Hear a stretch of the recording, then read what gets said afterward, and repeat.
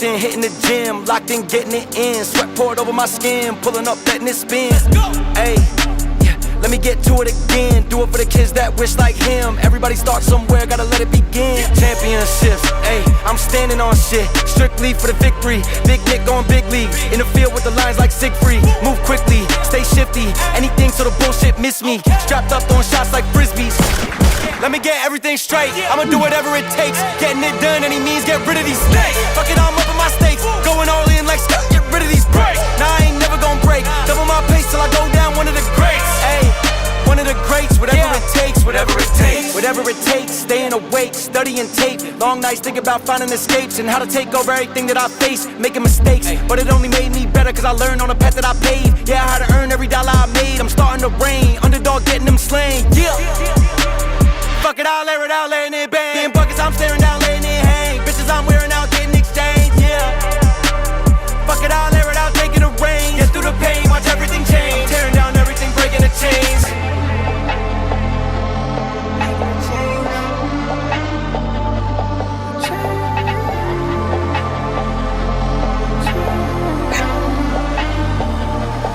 Let me get everything straight. I'ma do whatever it takes. Getting it done, any means, get rid of these snakes. Fuck it, I'm up in my stakes. Going all in like Scott, get rid of these breaks. Nah, I ain't never gonna break. Double my pace till I go down, one of the greats. One of the greats, whatever it takes, whatever it takes. Yeah.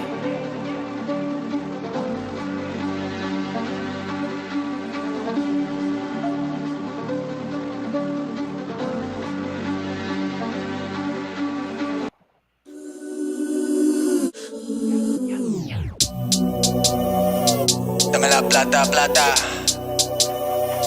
Cash, cash, cash. Get money, get money. It's bam, bam, bam. Hey, it's bam, bam. She wanna flick for the gram. Toda esa puta saben who I am. So she wanna check this beat on cam. Like, hold up. She wanna swallow this pull up. Soon as I bust, I'ma roll up. Phone lines are better, I pull up. Papi te paga los biles, nada más que quiero ese culo. Prefiere el sexo conmigo que yo te lo meto bien duro. I bought a Benz straight from the trap, I don't like paying no taxes. I don't need friends, solo una mami, papi te enseño what racks is. Me and my bitch, we got a bitch, yeah we treat her like a pet. She keep it G, she keep it tranqui, but she be down with the set. Ay, me and my bitch, we got a bitch, yeah we treat her like a pet. Ay, EBK if you all in the way, you in the field with a vet. Ay, bam bam, she wanna flick for the gram. Toda esa puta saben who I am, so she wanna check this beat on cam. Like, hold up, she wanna swallow this pull up. Soon as I bust, I'ma roll up. Phone lines are better, I pull up. Ay, bam bam, she wanna flick for the gram. Toda esa puta saben who I am, so she wanna check this beat on cam. Like, hold up, she wanna swallow this pull up.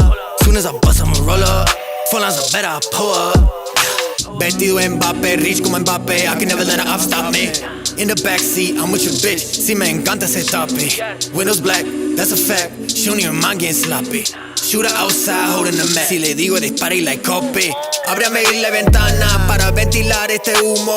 Fuck you, Mr. Officer, soy un trap star, so you know. Fumo, bebo, vendo, ¿qué le digo? Pa'l carajo ese celdo. Bam, bam, she wanna flick for the gram. Toda esa puta saben who I am, so she wanna check this beat on cam. Like, hold up, she wanna swallow this pull up. Soon as I bust, I'ma roll up. Phone lines are better, I pull up. Yeah.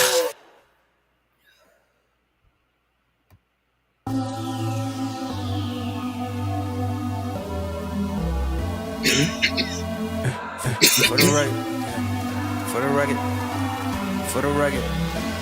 For the record. Been a little too nice to y'all. Now I gotta up price on y'all. Snake eyes on dice for y'all. Shoulders on ice for y'all. H6 all the hate. I won't get involved today. Got lost in the ball and A's. I'm flipping the bars. I'm flipping the. On record, off record. I still count wins when they got it. On record, off record. I let them take advantage. I was wildin'. On record, off record deals. Tell them talk to Colin for the quote. On record, off record. I still want to act, not the ghost. For the record, I'm done trying to make y'all comfortable. For the record, you ain't trying to grow, then it's done for you. For the record, lab on me going all the way. For the record, ain't trying to make no time to waste. Running through it with the young influence, adolescent presence, I'm succumbing to it. I've been giving yeses when I shouldn't do it. I complete ejected, but the moves elusive and I'm barely moving, but I'm still gon' boost my. Y'all know already how this goes. I ain't got no money. So don't come in here trying to sue me for anything other than my opinion, and I'm not sure you can do that. Everything is secondhand, so you can go to the main websites and sue them. Not me. You just gonna get bills and complaints from me. I got time. All right, y'all. So let's begin. Let's get it. Green light, let's get it. Green light, let's get it. Green light, let's get it. I'm the future, I'm in it. Check score, I'm winning. Green light, let's get it. I just win. Win. I'm on 10. Hey, what's up? How y'all doing? I finally got my goddamn soundboard back, so let me go ahead and start that off. I will never play that again. Hello. Hi. Hello, motherfucker. Oh, hey, Terry, how you doing? Hold on, give me a second. Let me know if you can hear this and if it's too loud or too quiet. I don't know. I'm trying to get some background sound so I don't just sound weird as hell. I got an issue with my voice, you know what I'm saying?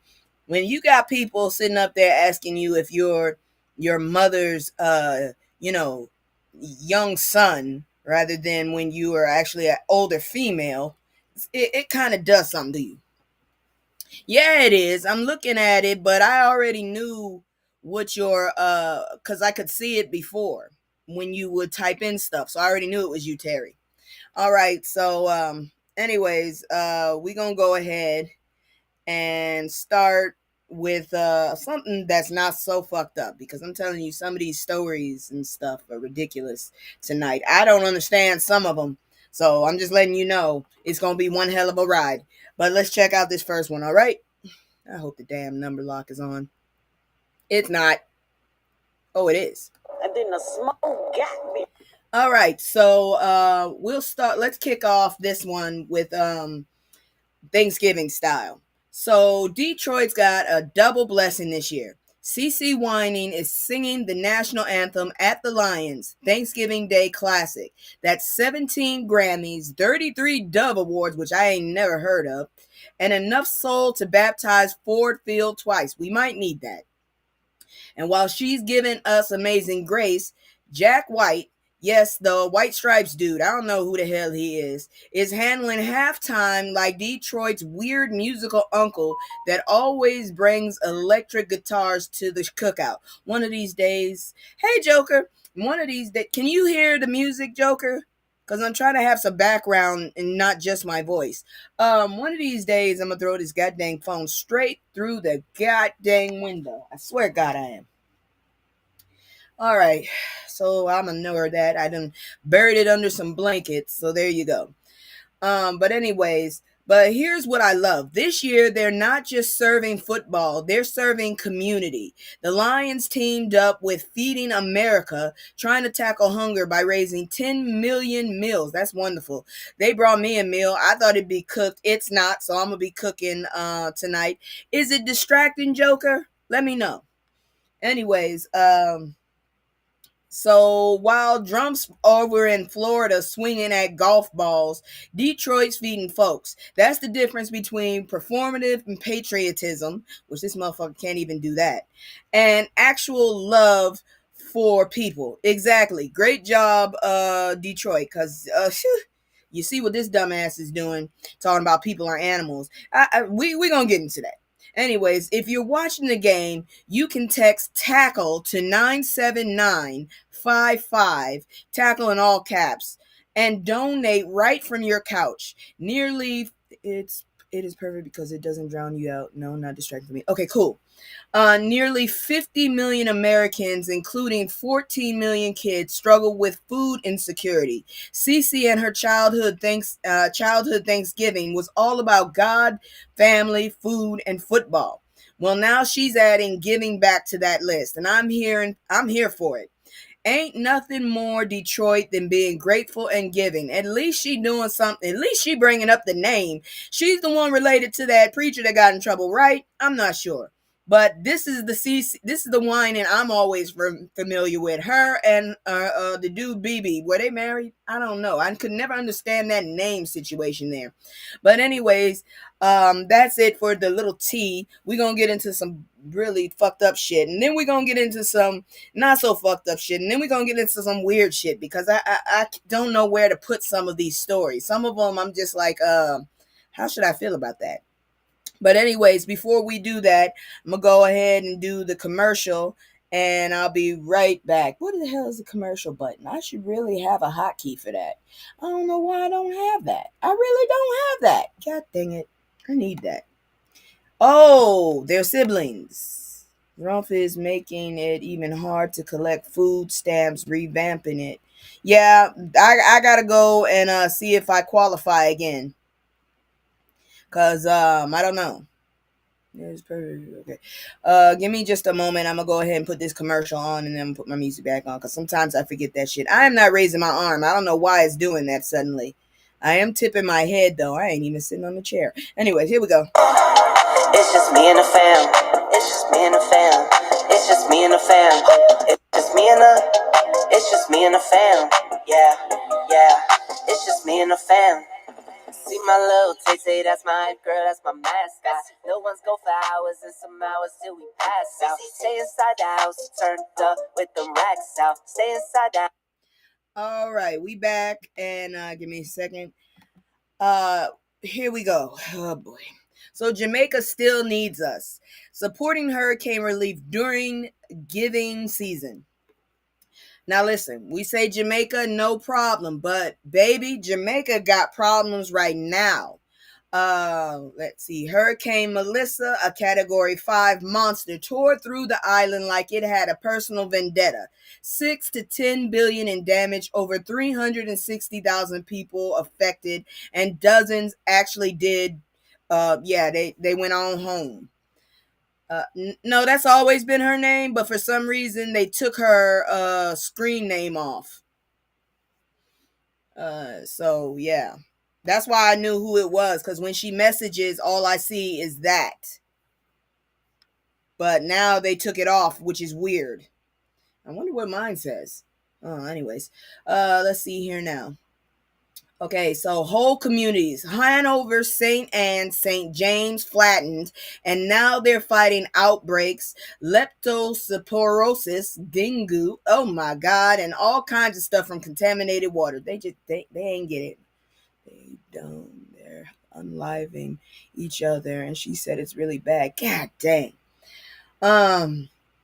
But here's what's powerful. The global village is showing up. Groups like World Central Kitchen are out there feeding folks hot meals, not that FEMA mystery meat. Yeah, I've had to deal with that FEMA mystery meat. I never ate that shit. ADRA, Jamaica Red Cross, Samaritan's Purse, even LGBTQ. Okay, that's just why I don't like doing that. Relief group like the Rustin Fund are putting in work. Alphabet Mafia from now on. I'm not doing all those letters. This ain't the time to scroll past the story like it's another weather update. This is real. It's folks losing everything. Homes, schools, farms, dreams. So during the giving season, if you can drop $10 or $50 to these organizations, please do it. Jamaica has given us so much culture, rhythm, and joy. Now, and we have really basically shown our asses with them damn tourists. I'm still embarrassed about that shit. Now it's our turn to return that love, because being pro-black don't stop at the U.S. borders. And I feel that way. But at this time also, we got a bunch of problems up in here too, because we still got that orange taco motherfucker up in here. Oh, but anyways, let's keep on moving because, like I said, we got a lot of stories to get over. Some of them are very strange, but you already see by the look of my face, the next one ain't gonna be too great, and it's not too great for our culture either. So, check this out. All right, so the viral video of an alleged Morehouse student violently choking a Atlanta University woman is sickening. Whew. I saw this video and almost threw my phone. A Clark, Atlanta student named Kayla Bryant gets choked out on camera by some fool from Morehouse named Matthew Gonzalez Forrestine. Once again, too many damn names. The man literally picked her up and strangled her while yelling, "I'm not the one." Sir, clearly you were the one who's going to jail. You're going to jail. Now Morehouse claims to build leaders, not followers. Baby, if this is leadership, we need a recall. That's not leadership at all. I don't know what the hell you talking about. This man's girlfriend was egging it on, saying, "You got it, bae?" Like this was a WWE audition. Meanwhile, Kayla had to defend herself twice. Twice! Who the hell, the heifer that said that shit need her ass just kicked right in the abdomen? What the fuck? You got it, bae? What you gonna do? Come through and tap out and beat the shit out of this? What did she do? Anyway, social media lit up like where's the accountability, and rightfully so. Clark, Atlanta's president, called it intolerable. Morehouse's president said violence against women has no place here. Good, then prove it. Expel him, charge him, and make sure women on campus know y'all mean it. Let's not forget, let's bring her little ass in there as well. The damn girlfriend talking about "you got it, babe." That kind of triggered my ass. Put her ass as an accomplice. This shit is an assault. Kayla posted later saying, "A stranger tried to take my life today, but God gave me two good hands and feet, and that's strength. That's black woman resilience personified, but it's also a damn shame she had to show it in the first place. The fuck? I still want to know what caused it." So apparently she don't know who the hell this dude is. He just come walk up on her and started to choke her ass out like this is fucking what the fuck, man? This is not the 300. And then the stupid ass girlfriend talking about, "You got it, babe." I'd have got her. I couldn't have been someone in the crowd because I probably had just kicked her right in her spine. But moving on to some more urgent news that actually got reported today. 2 National Guard members have been pew-pewed in Washington, D.C., and their condition is considered critical, actually. I've been listening to it. I will say this much about that whole thing right there. I'm not surprised that happened, and I'm pretty sure a lot of other people aren't surprised. You keep fucking treating us like we're criminals. You gonna fuck around and pull a real criminal out. They said this was a target. So 2 National Guard members were pew-pewed near the White House this week, and guess where Donald Trump was? On the golf course, of course. Sir, can you putt for one day while chaos unfolds in the Capitol you supposedly love? Can you not? Can you not putt, please? The guards been stationed there since Trump federalized the D.C. police and dragged in troops from 8 states. It's been looking like a military movie out there. Then boom, shots fired, helicopters landing on the National Mall. I think I went there. Got me a Cape Verdean flag. Sirens everywhere, and local leaders scrambling for info. Now, the White House is monitoring the situation. Translation, someone told Trump while he was in mid-swing, and he probably said something like, "Well, they knew the risk." Disrespectful as always. Let's not forget that these are American soldiers. Most of them probably joined thinking they'd protect the country from foreign threats, not get pew-pewed in front of the damn White House because some old man in a red hat can't stop playing dictator cosplay. Good grief. I'm telling you right now, I remember swearing in, and they did say you were allowed to ignore unlawful fucking orders. I remember that much. And this motherfucker talking about they need to be hanged and shit. He knows he's inciting this shit, right? Eventually somebody gonna turn around and give it back to you. I'm just saying. People fuck up all the time, and then you fuck around, and guess what? It comes back. That's all I gotta say. So, yeah, like I said, this is going to be some stupid ass shit tonight because, ugh. But let's talk about the baboon in the room. I'm sorry, I mean, Marjorie Taylor Greene. Still think she looked like an albino baboon. You can kiss my ass. I ain't never seen anybody whose eyes that damn close together. It is creepy as hell, okay? And she batshit crazy. That motherfucker sitting up there just cause she said some shit, right? Just cause she said some. Wait, let me see. Congress needs to invoke 25th on Trump. Yeah, he do. Yeah, they do. They should have did that. He should have never won. He should have never got picked. I swear to. Oh, I can't stand him. Can't stand him. I got me this new sticker. Now I don't know where I'm gonna put it. I gotta get a purse or something. It says, "I really want to throat punch someone, but I'm trying to get right with the Lord." It is so hard trying to talk about this shit because I want to get right with the Lord. And I'm going to throw that phone out the window. Emotional content. Why no one should be crying for Marjorie Taylor Greene. This bitch right here, I'm so sick of her ass. Now, this one right here is poetic justice. Marjorie Taylor Greene, queen of the unhinged, the conspiracy clown herself, says she's resigning from Congress. You heard that right. She's finally leaving, y'all. The same woman who once rode Trump's coattails harder than a MAGA hat at a force multiplier rally is now calling him out. She's been beefing with him over the Epstein files, the GOP, Gaza, you name it. One Republican even said she's been more Biden than Trump. Oh, that's gotta sting.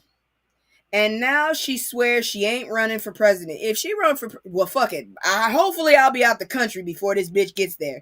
Then I'll be doing something different. Shit. Maybe I'll finally actually learn to live.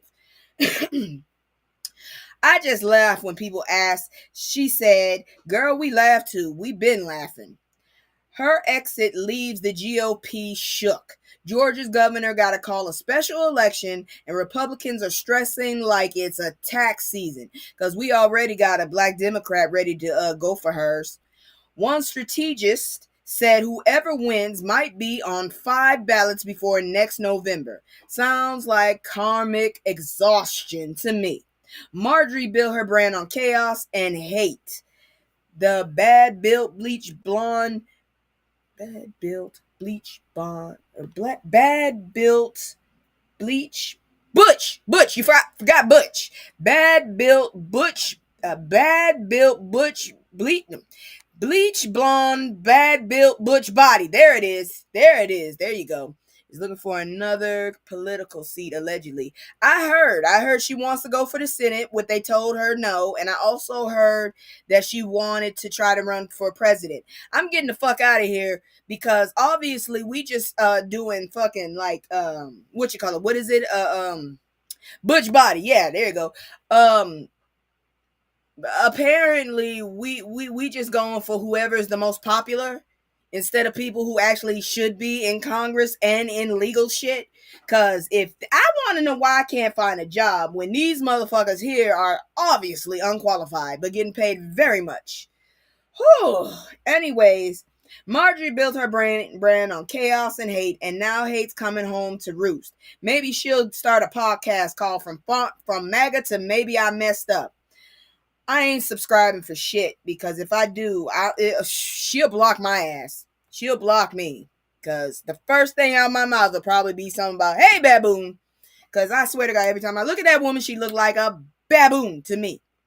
Albino baboon. I'm just serious.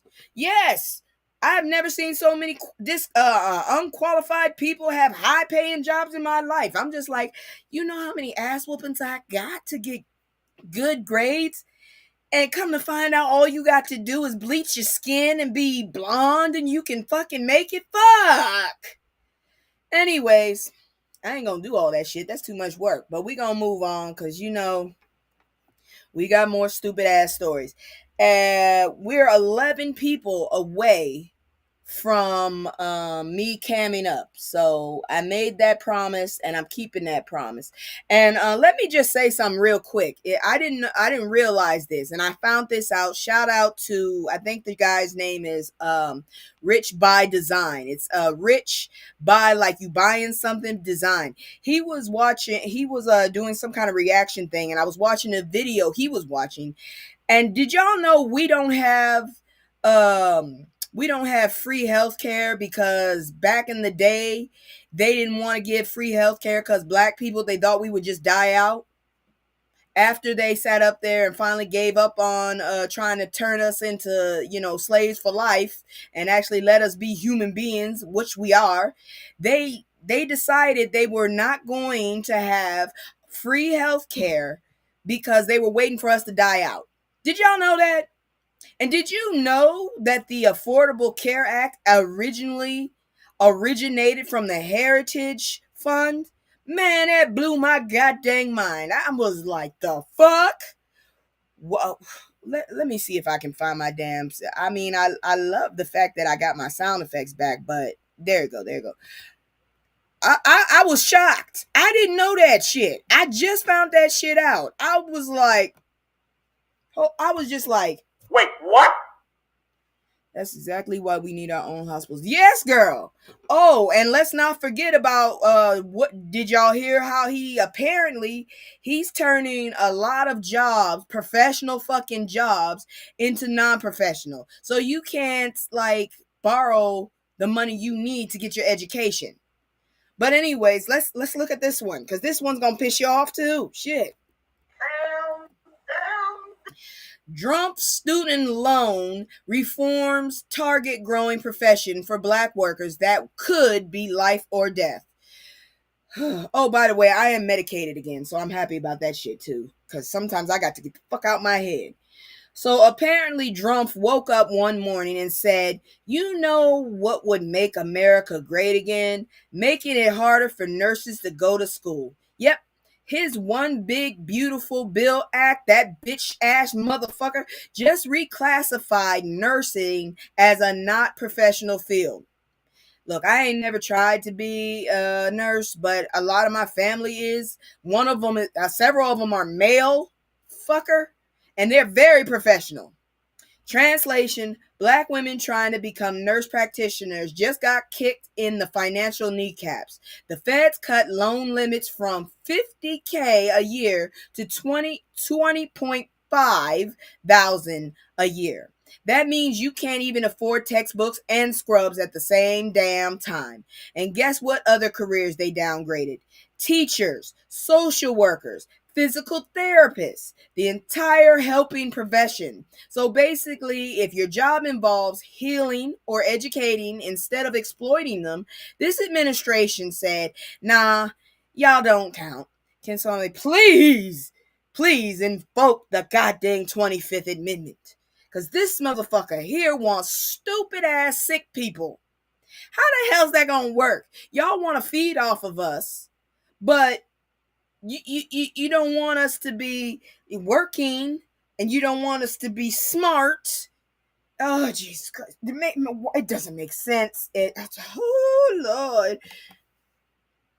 I wish this damn thing would work because I can't hear it. Did y'all hear it? It's supposed to be saying trying shit, but it never works. But yeah, this shit right here. This is why I'm medicated. Motherfuckers, eventually my hair is going to be white. I braided my hair up and I'm keeping it for the month, but damn it, this. And yes, before anybody starts shit, I braid my hair, I keep it in for a month, and I keep it clean. It never stinks. Before your weird people. Not us kinfolk, but you know who I'm talking to, because sometimes they creep up in there and be curious too. So I'm just saying. Anyways, now only 7.8% of nurses are black, and that number's already too low. And for black women who already face racist healthcare systems, high maternal death rates, and job losses, this policy just slammed another door. Brandon Weathersby said it best this said it best. This kills the nursing pipeline because without affordable education, who's going to take care of our aunties, our mamas, our babies when the system already don't listen to us? And Trump's team call all that fear mongering. Baby, no. What's fear mongering is sending someone to the ER where nobody there looks like them or understands their pain. Nursing is literally a life or death, and this fool just made it a luxury career.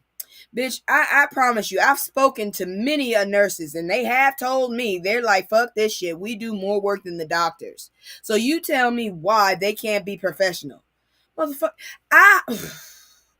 I'm gonna just breathe. Woosah. Orange lives don't. They don't matter. But I'm gonna let you know this real quick. What you gonna fucking do when all them rich people around you don't know what the fuck to do with your old ass? You gonna need a nurse practitioner, bitch. You gon'. And that motherfucker is gonna remember what you did to them. You dirty bastard, you. Because I think this would also affect the people that are still nurses, wouldn't it? They motherfuckers can try and decrease their money or something. Glad my aunt retired, but shit, her daughter is still working age. All right. Now here come another story. Trump has destroyed the entire government. Girl, you better you better figure out how to get that damn grandbaby or grandniece, whoever the hell it is that you staying in America for. You better figure some kind of way to get them motherfuckers to move out. Because this shit is not for us. We need to do what you call it. Where the hell is it? We need to do this now. I can't wait to fucking get the hell out of this bitch.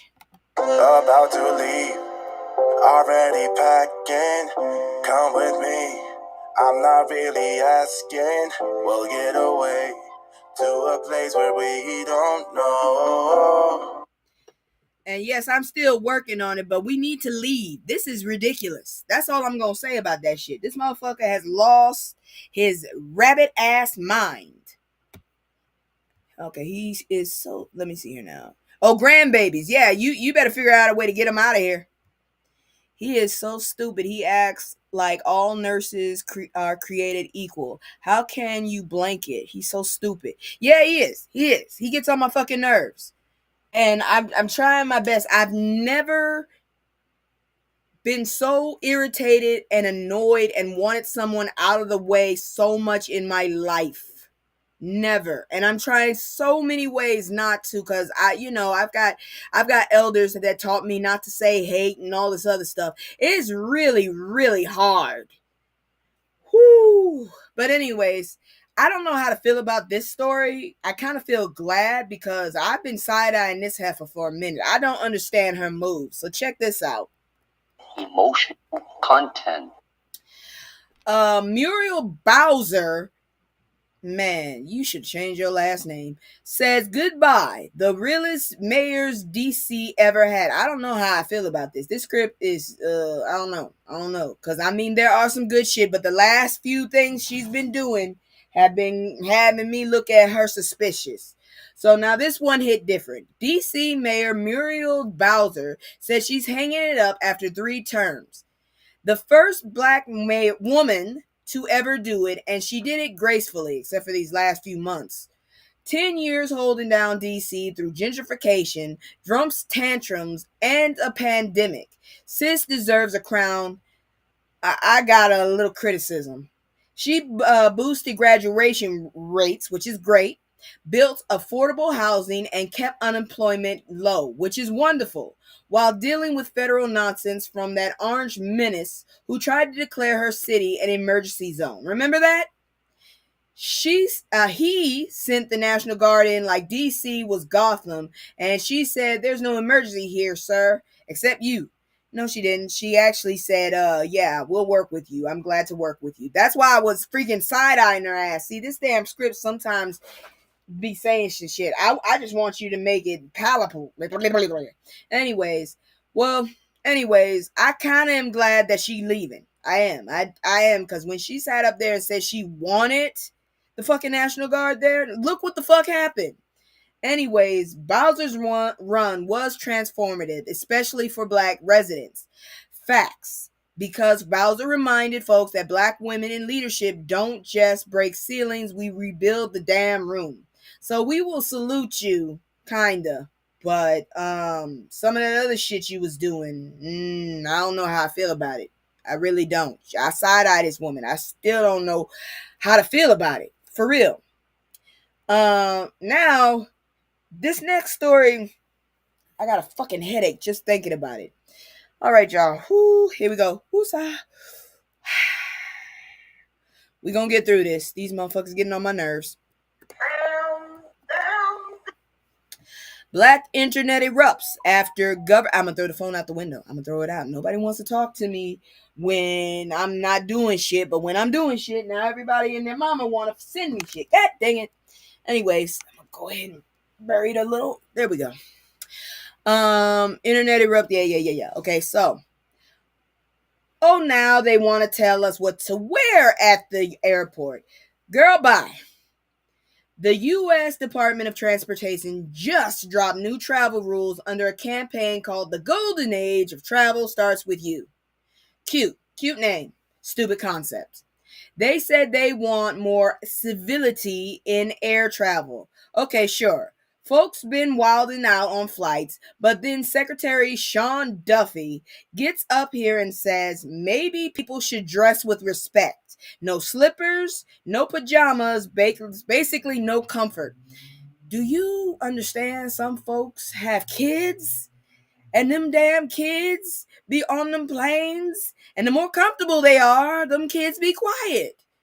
The fuck? You want us to come there like we going to an interview? Anyways, sir, if you can survive TSA, you've already dressed with respect. And who exactly are you talking to? Let's be real. This sounds like code for we don't like how young black folks and brown folks look when they fly first class. It ain't just us. Motherfucker, I go to a grocery store and I see a lot of Beckys running around with fucking pajama pants. I know you didn't. Now, me personally, I'm not coming out the damn house. Yes, exactly. I'm not coming out the damn house with my bonnet on. I'll take my bonnet off and, I'll bum it out. But I'm not going nowhere away from my car with a bonnet on. That's just me, personally. And I was raised not to go to no place in my pajamas. If you could tell I'm wearing pajamas, then damn it, I have failed. That's all I'm saying. That's how I feel. But this shit right here, I don't know what to tell you. So one woman on TikTok said it perfectly. There are certain types of people they don't think should be privileged enough to be on that plane. And she's right. They're not policing behavior. They're policing image. Meanwhile, seats smaller than a kindergarten desk, and y'all charging $50 for a carry-on. Fix that before you come for my bonnet and slippers. I won't be there at the airport with them on, but I've seen them. So yeah, maybe folks should act right in the sky, but until y'all make legroom a human right, I'll wear whatever the hell I want on Delta. Thanks. And it's true. Right, no bonnets and no PJs outside. That's just how I was raised. You know what I'm saying? If you want to go to the store wearing PJs, that's fine. But if you with me, I would, man, take the fucking bonnet off. I'm not going nowhere. The most you're going to see my bonnet is when I'm taking the trash out. And I'm going right back in the damn house. My hair is actually done because I braided it. And it's in my bonnet. Damn it. I could get maybe a few more weeks out of that, but for the growth of my hair, I will be taking that shit out. But anyways, all right, y'all. I'm done with this. It's time to relax, because guess what? We about to switch up, and we about to talk about some stupid games and some stupid prizes being won. Let's get it. God dang it. I'm ready. Let's get it. I really miss Southern rap. Anyway, so here we go. Where is it? This is Terry's favorite. I don't want the second, I want this. I'm all in my head, swear I'm a ring. I've been moving like a hot mess. Black owned and boycott safe. Your Black Friday and Cyber Monday shopping guide. I wish and I implore you to please pay attention to this guide and do what you can, because I ain't buying shit. I had to buy a pan. That was the last thing I bought. Damn it. I ain't buying another damn thing again until probably December 10th, I guess, if I have the money. So let's check this out. I love it. Activists are turning Black Friday into Black Power Friday. And did anybody hear about the dumbass with the weird eye sitting up there talking about the reason? There's a reason why it's called Black Friday, because of the discounts, that racist bullshit. They're the ones who need it the most. Fuck you, bitch. Fuck you, because they're talking fiscally. Being the black is actually good fiscally. Okay? Financially, it's good. Red is bad. Dumbass. Fucking god dang. Caucasoid. Mountains of Caucasoid. Now, so groups like No Kings, Blackout the System, and the People's Union USA said forget giant corporate giants. This year we're buying black, not buying back. They're calling for economic boycott against companies like Target, Home Depot, and Amazon. Why? Because those companies, those are the same companies that have been quietly rolling back DEI on union rights and immigration protection. So instead of giving your coins to billionaires, these groups said give them to your people. And I've been looking for it. I've been looking for them. And they're making it easy. You got absolutely everything curly for your hair. Okay? Once again, that company is called Absolutely Everything Curly. That's a company name, y'all. Absolutely Everything Curly.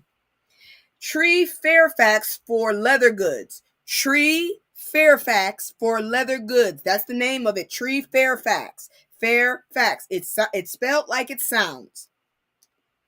Vontel for luxury glasses that actually fit our faces. Vontel. Vontell. Vontelle. Vontelle.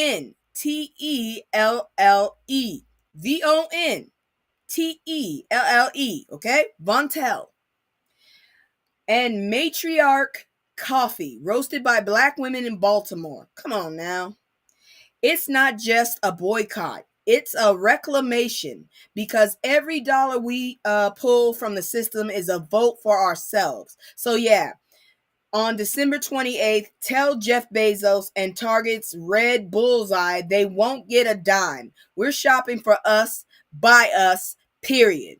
Go ahead on, and what I would suggest y'all to do is to go ahead on Google and stuff and look for black-owned companies, black-owned stores, or people that make stuff. I'm gonna start making some shit. I'm gonna start making like little figurines and stuff, and candle holders and things like that.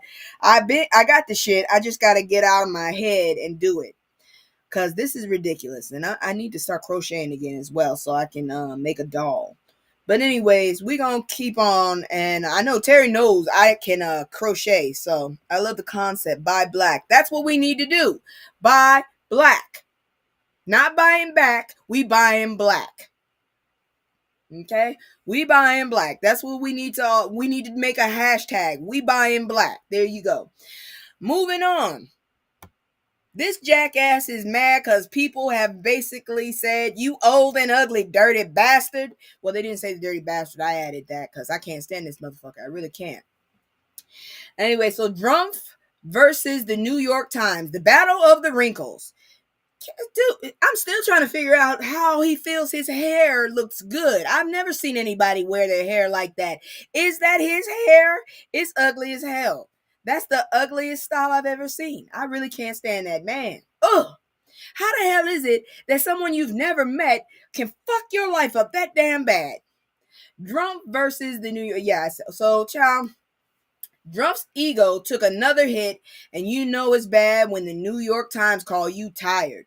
They ran a piece saying our tangerine tyrant, he's yours, not mine. I have no ownership of that fuck, is showing signs of fatigue. Less travel, less pep, maybe even dozing off in the meetings. Why don't you go to the upper room?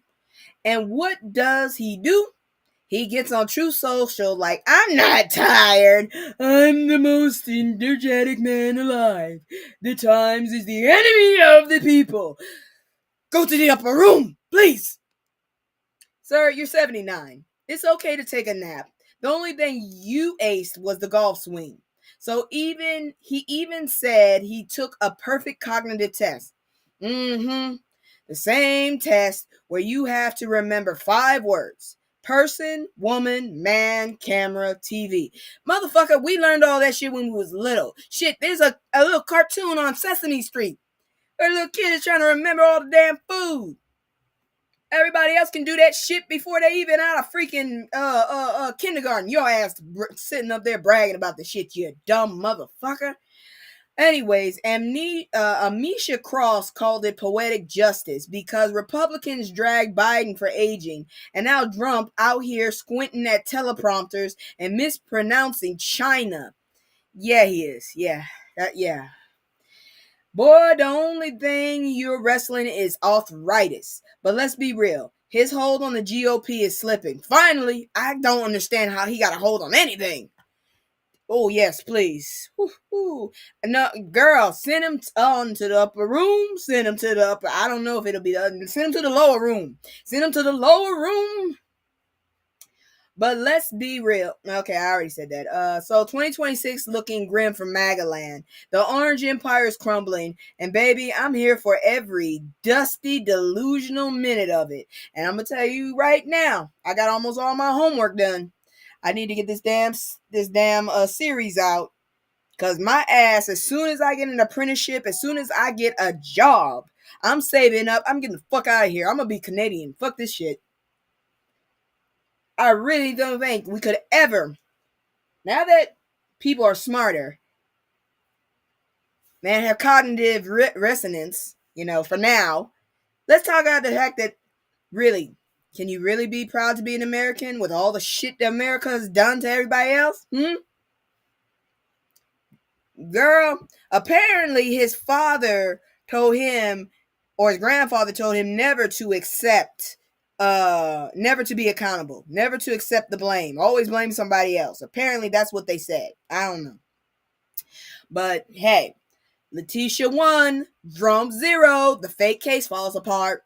So remember when Trump tried to make an example out of New York Attorney General Letitia James because she had the audacity to hold him accountable? Yeah, that little revenge scheme just blew up in his face. A federal judge tossed the entire criminal indictment against her. Why? Because the so-called prosecutor, Lindsay Halligan, I'm going to tell y'all real quick, she has Lindsay Halligan kind of look like a man, okay? I'm sorry. She looked like she is a transsexual, for real. That is the squarest fucking jaw I ever seen on a woman. Lindsay Halligan looks like she is a man, a very pretty man, but still a man. That's all I can tell you. I feel like she's a man. She was born a man. She's a pretty man, but she's a man. And she's a dumb man. That's all I'm going to say. But anyways, Lindsay Halligan wasn't even properly appointed. Judge Cameron Curry was basically like, who hired this? Called it unique, if not unprecedented, that an unconstitutionally appointed prosecutor was just out here freelancing with indictments. Let's be clear. Halligan was put there as Trump's directions after he booted the acting U.S. attorney who refused to go after his enemies. Career prosecutor said there's no case. Trump said, cool, I'll find somebody who'll do it anyways. That's not law and order. That's mob boss behavior.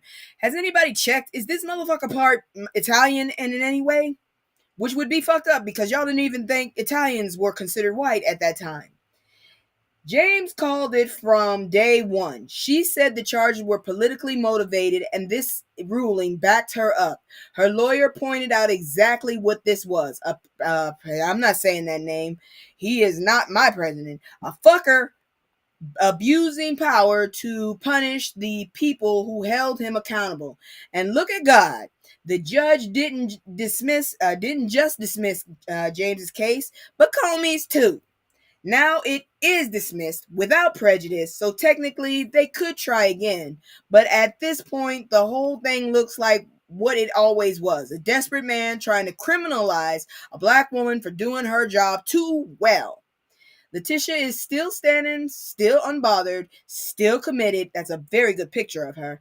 And to New Yorkers. And meanwhile, Drump's little legal stunt just got laughed out of court. This motherfucker, seriously, this is a racist, nasty ass, possibly pedophile kind of dude, right?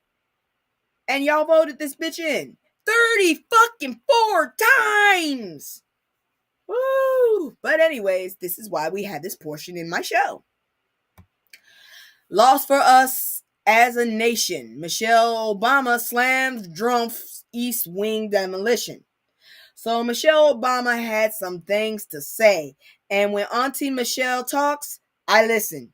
She came out swinging over Trump's demolishing the East Wing of the White House to build himself a ballroom. Because of course he did. If there's a space dedicated to history, family, and public connection, this man's first instinct is, how can I make this more about me? Michelle said the demolition felt like a loss for us as a nation, and that's not just sentimental. The East Wing wasn't just decor. It was where the children visited, where the families gathered, where the First Lady's office did the work that didn't always make headlines but mattered. She called it the people's house, not his house, not a drunk casino. She also asked the real question, who are we? Who do we value? Who decides that? When the hell are y'all dancing around in a ballroom? When the hell have we ever needed a ballroom? When are we going to need a ballroom? I've been trying to figure that shit out ever since this dumbass mentioned that shit. Nobody else but you does the stupid ass, the fucking Gatsby fucking parties. Nobody but you. Everybody else is just trying to live. Dumbass bastard. Anyways, because when you tear down that part of the building, you're low-key saying the First Lady's role, especially when she's a black woman who brought grace and substance, doesn't matter. And you know, Trump never respected the role unless it was ornamental.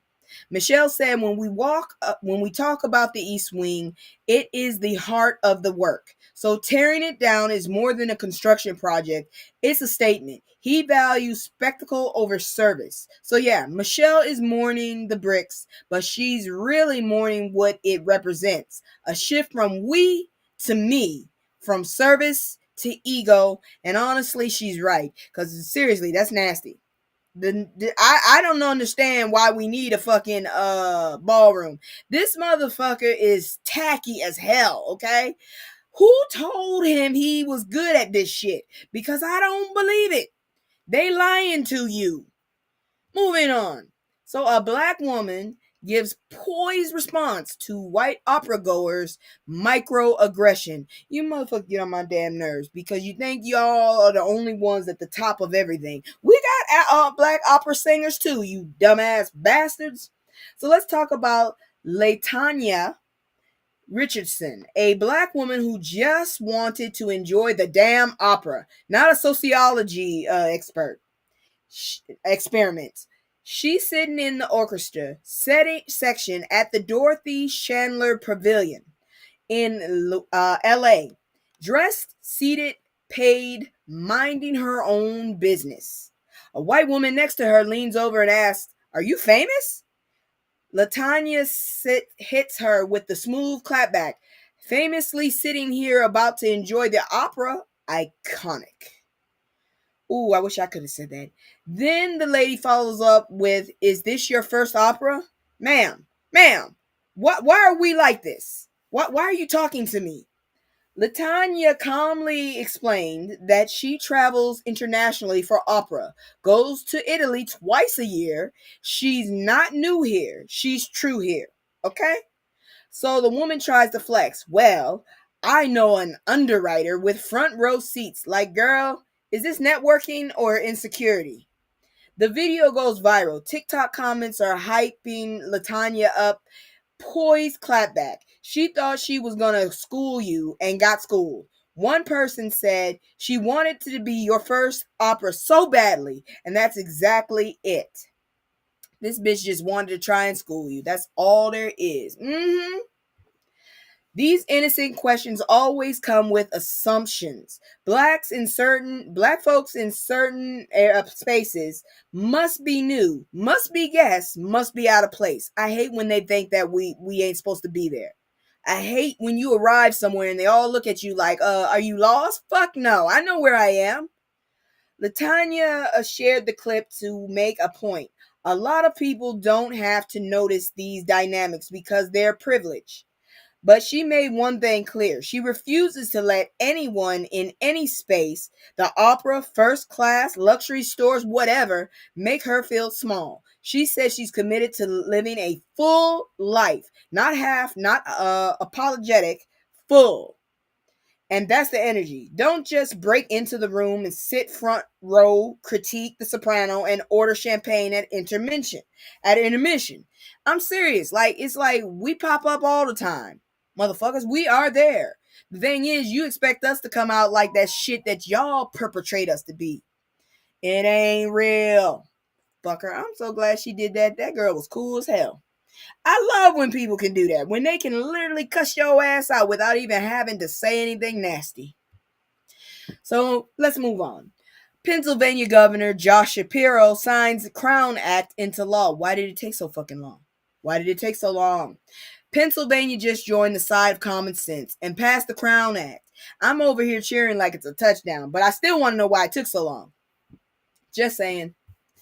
Governor Josh Shapiro signed it at a black natural hair salon in West Philly, Island Design Natural Hair Studio, which is exactly where that pen should have touched paper.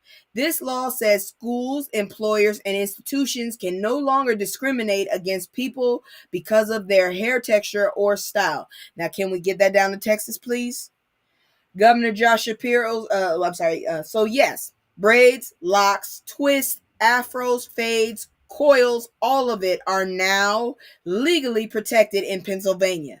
No more your hair is unprofessional nonsense from somebody whose own hair looks like a before picture. House Speaker Joanna McClinton talked about how she changed her hair in law school to avoid discrimination. That's the kind of quiet harm black folks carry, making ourselves smaller, plainer, less us, just to be acceptable. I'm telling you right now, because when I got into teen years, like when I was little, it was all about good hair. I didn't understand this shit. I apparently had good hair, but I didn't understand it. I was always told I had good hair. Then when I became a teenager, I was told I had nappy hair because my mom was still putting my hair in like braids. Well, ponytails. Then I got tired of that shit and I tried to do my hair. But I was so determined to have straight hair like all the other girls at school. And the whole thing was to have straight hair. You want to know when I have straight hair now? Whenever I have to fucking go to an interview. And most of the time, it ain't even mine because at this point, I'm giving my hair rest. Okay? Anyways, Representative Latasha Mays said this is a turning point because hair discrimination doesn't just hurt people's feelings. It blocks kids from school opportunities, keeps workers from jobs, and messes with people's confidence and coins. Salon owner Lorraine Ruley said clients come in hurt and embarrassed after being told their locks or braids are unprofessional. And that's why this law matters. It tells black folks your natural self is not a problem to be corrected. Pennsylvania is now the 28th state with a Crown Act. The federal one is still stuck in Congress, bitch. Shocker. But every state that passes it sends a message. Black hair is not a distraction, not a violation, not a costume. It's a crown. They're going to respect it, damn it. Hell yeah. But like I said, why did it take so damn long? Moving on. And I'm going to tell y'all right now, I don't celebrate Thanksgiving. I don't. Because I found out the history. Like I said, ignorance is bliss. Because for real, I don't celebrate it. I don't. So I got a fucking turkey. I didn't buy it. Somebody gave it to me. I got to go cook that bitch because it can't fit in the fridge. So if you want to come hang out with me, you can come hang out with me and have some turkey shit and some oatmeal, because I don't eat oatmeal. They gave me some oatmeal. It's because I'm a veteran. Considered a veteran. Anyways, look at this. Maxine Waters versus Drumps Raids. We're not afraid, but we're smart. I love Maxine, but I also think we need a younger Maxine. I'm sorry. How old is Maxine? Can somebody tell me how old Maxine Waters is? Anyways, last one. Auntie Maxine Waters is closing us out like only she can with fire. At a hearing in L.A. About Trump's immigration raids, she did not hold back. Called him a low down, dirty, no good, filthy president. I wouldn't even have said president. And she meant every syllable. She said ICE is targeting Black and Latino neighborhoods and warned that the administration is trying to intimidate minority communities and their leaders. And yes, you heard right, Black and Latino. So we got to take care of ourselves too. We ain't alone. They ain't alone in this shit. These motherfuckers pulling us in it too. But you know, Maxine, she's got that. She's got the thoughts and she's not the thoughts and prayers type. She said while they're targeting our leaders, she's out here targeting ICE. I'm on the street, in the alleys, wherever I need to be. That's not a metaphor. That's never mind. She's 85. That's an 85-year-old woman out working half of Congress. She needs to retire and rest. I love her, but she needs to rest. We need someone young like her. I think that's going to be Jasmine Crockett. But we need someone to take her place because she needs to go retire. Seriously. 87? Oh, ma'am, you need to retire. You really do. I'm sorry. I don't want to be against you, but you need to rest, man. You know it's bad when a woman feels like she can't retire because shit's that damn fucked up. This woman is 87. Dear Lord. You know, Maxine, she's not I already said that, but Mayor Karen Bass was there, community members were there, and the stories were brutal. Families torn apart, workplaces raided, kids left terrified, but out of all of that fear, something powerful is forming. Maxine says it's the biggest coming together of Black and brown communities LA has ever seen. That's what scares this administration. Not just protest, but coalition. Black, brown, immigrant, documented, undocumented, all saying together, you're not gonna disappear us quietly. And even while calling the raids devastating, Maxine told folks, you must not stop. We're not afraid, but we're smart. That's strategy. That's movement. That's movement building. So when Trump tries to weaponize ICE, understand people like Maxine Waters are out there in real time, turning rage into resistance and resistance into organized power. Let me see what you said.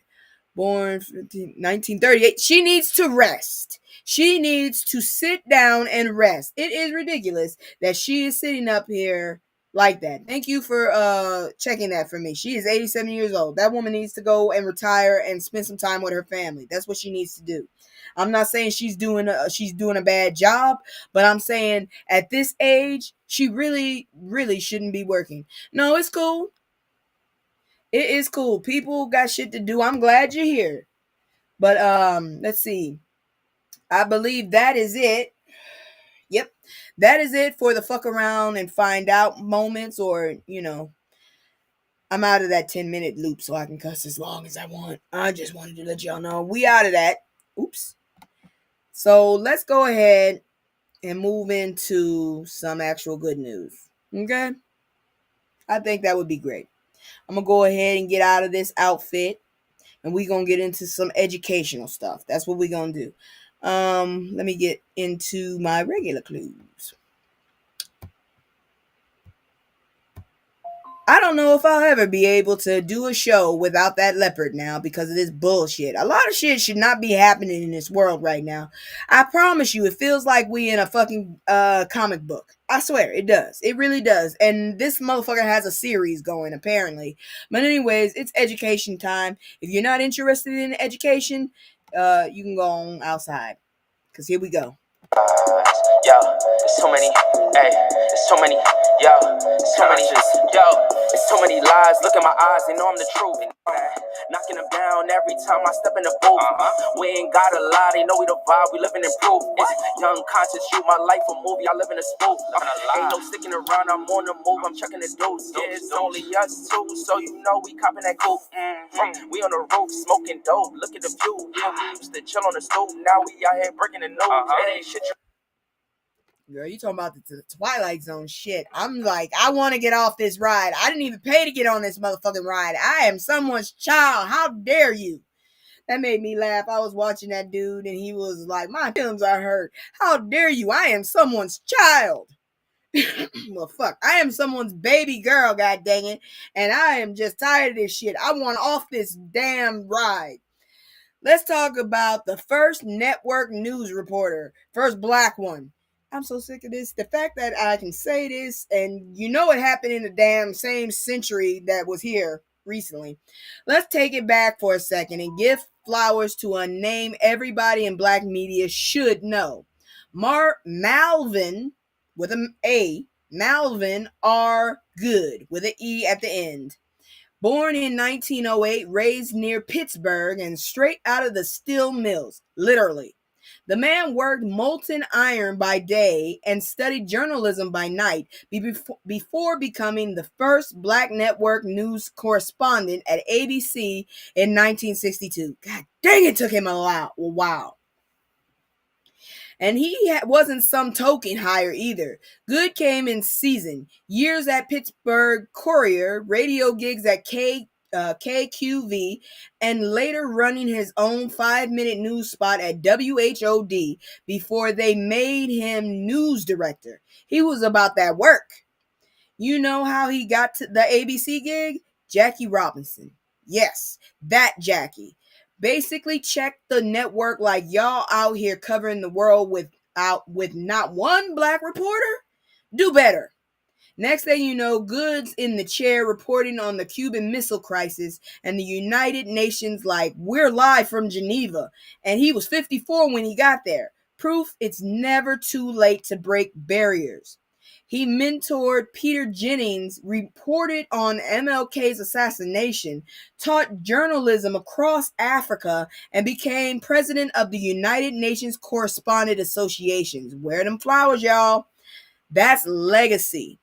He passed in 95 at 87 years old, but his spirit is in every black journalist, holding a mic today from Don Lemon to Joy Reid to you and me, telling our stories our way. He made sure the truth had color, and that color was us. Give that man his flowers, y'all. Fingers, fingers, fingers, fingers, fingers. All right, y'all.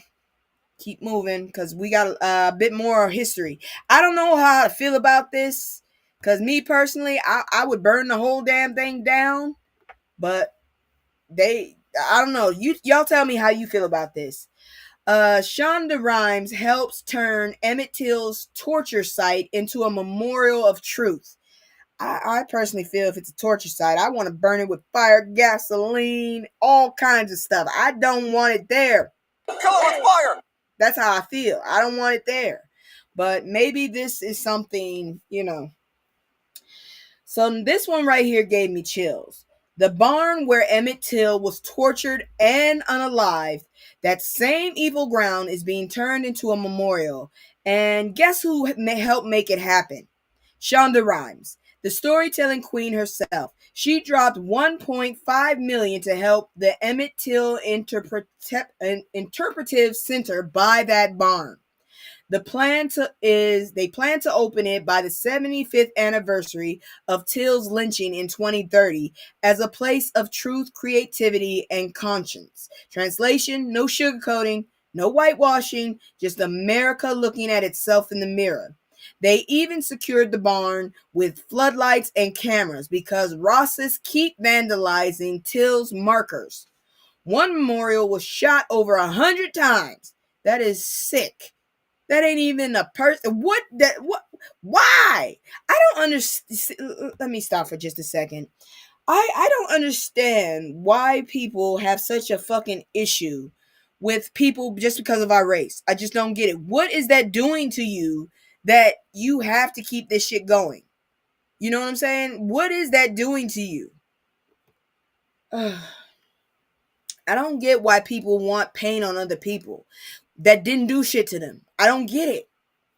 Anyways, and get this. The purchase went through on Mamie. I hope that's Mamie, because I'm not saying the other word.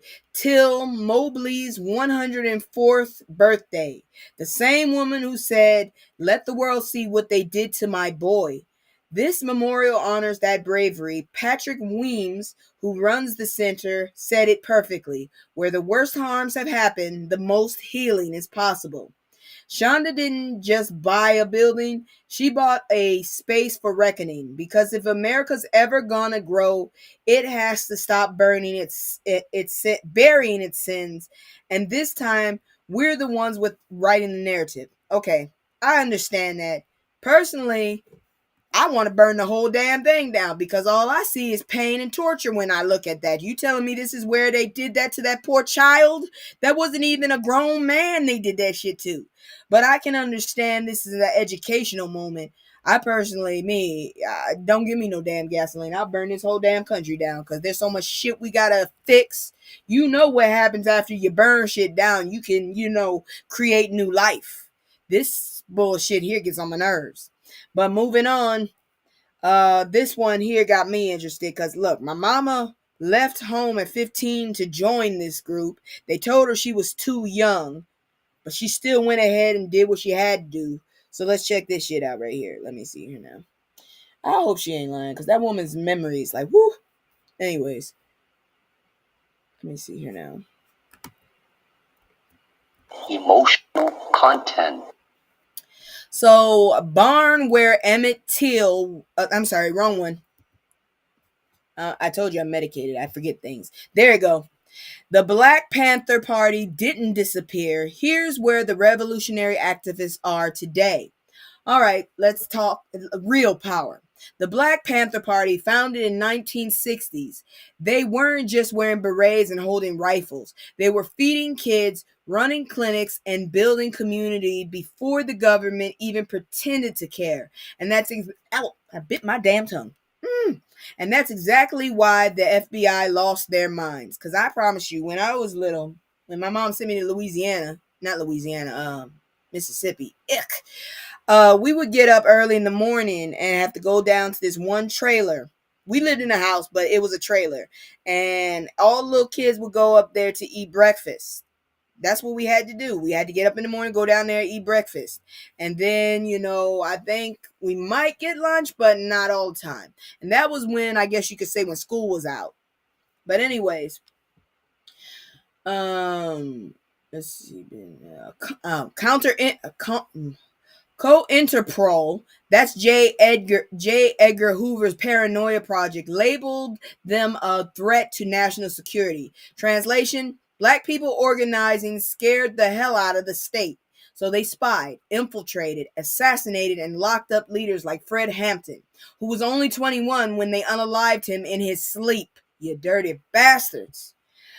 But look who they produced. Huey Newton, Bobby Seale, Angela Davis, Elaine Brown, Assata Shakur, and more. Each one a blueprint for resistance. Newton got his PhD in philosophy. Seale's still out here teaching freedom. Elaine Brown's literally building affordable housing in Oakland called the Black Panther. That's full circle. Their 10-point program said what we're still demanding today: decent housing, real education, jobs, and an end to police violence. Sound familiar? Yeah, because 60 years later, they're still fighting the same damn fight. But their legacy lives. Every breakfast program, every free clinic, every buy us, for us movement. FUBU, by the way. God dang, people thought that shit was Korean. That's Panther DNA. So the next time someone calls community defense radical, and remind them the Panthers weren't dangerous. They were necessary. The motherfuckers pretended and made us think that these people were scary. Fuck that shit. When I started looking into that shit, I started looking more and more because growing up, my mom didn't talk about them that much. But when I went outside, I heard that they were radical and they were dangerous and they were scary. But I really wasn't scared of them. I was scared of Freddy Krueger. So, I went and studied that shit, and these people done put this shit in my mind my whole life, okay?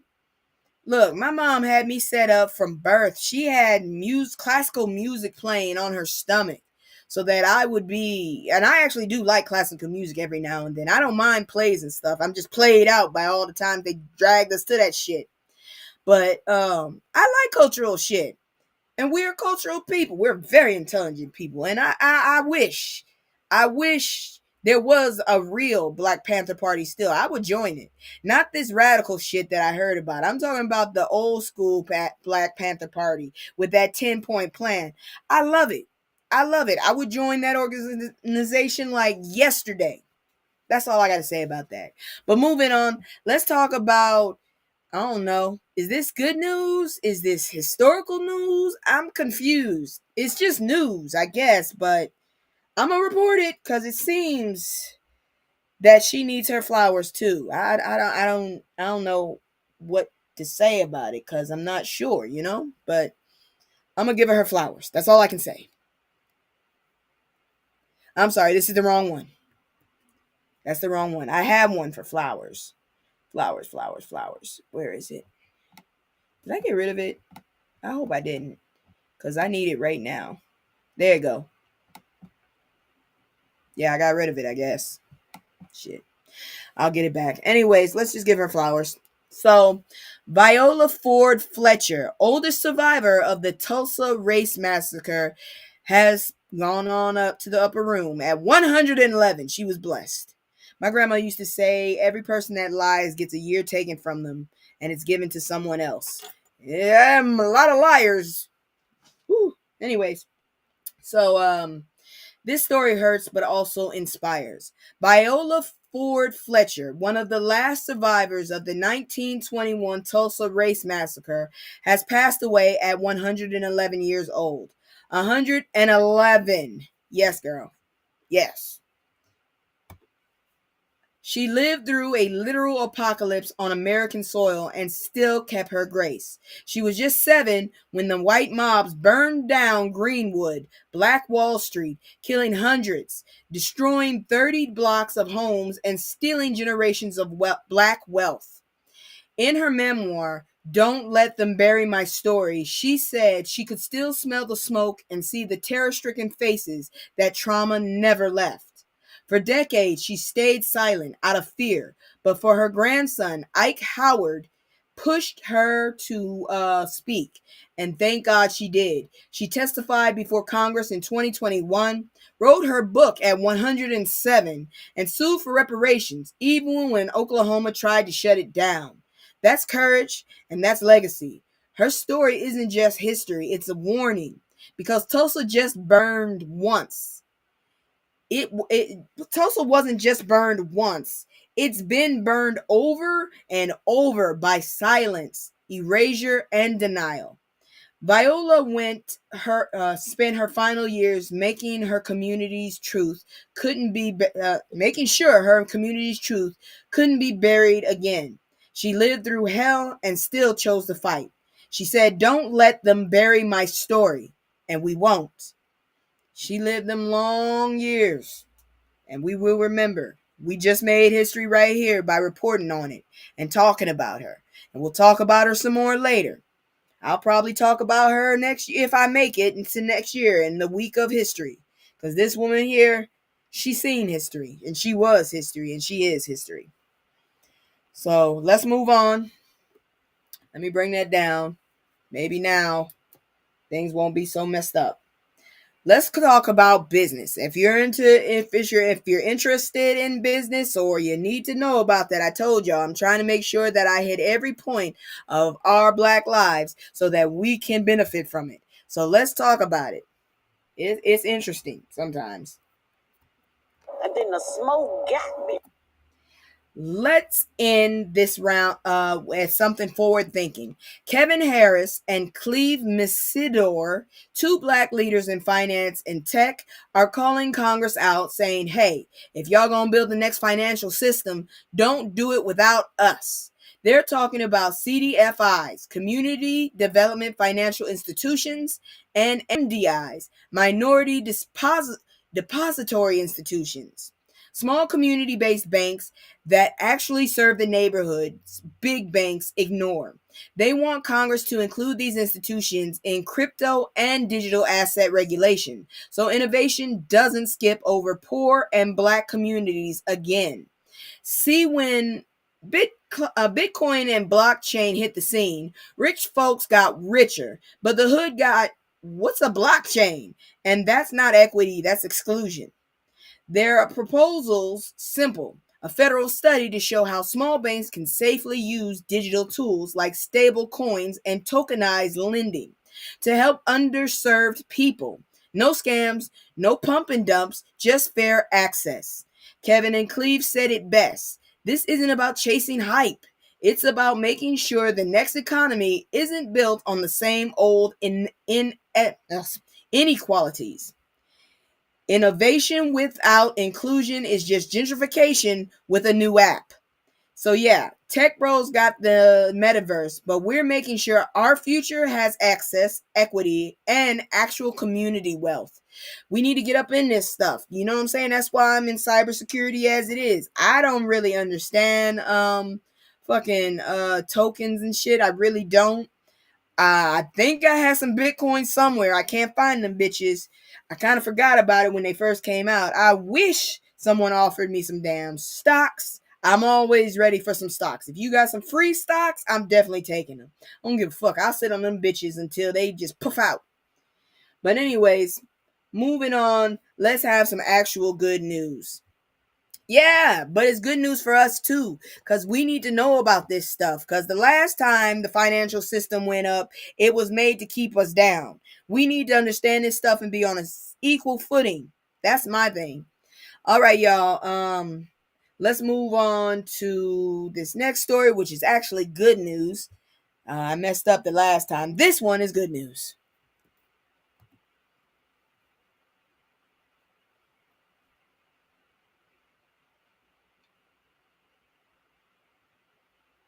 All right, from lost cause to Howard professor Dr. Stanley Andrees' second chance story. So let's talk about what redemption actually looks like. Not the fake second chance politicians love to trout out during election season.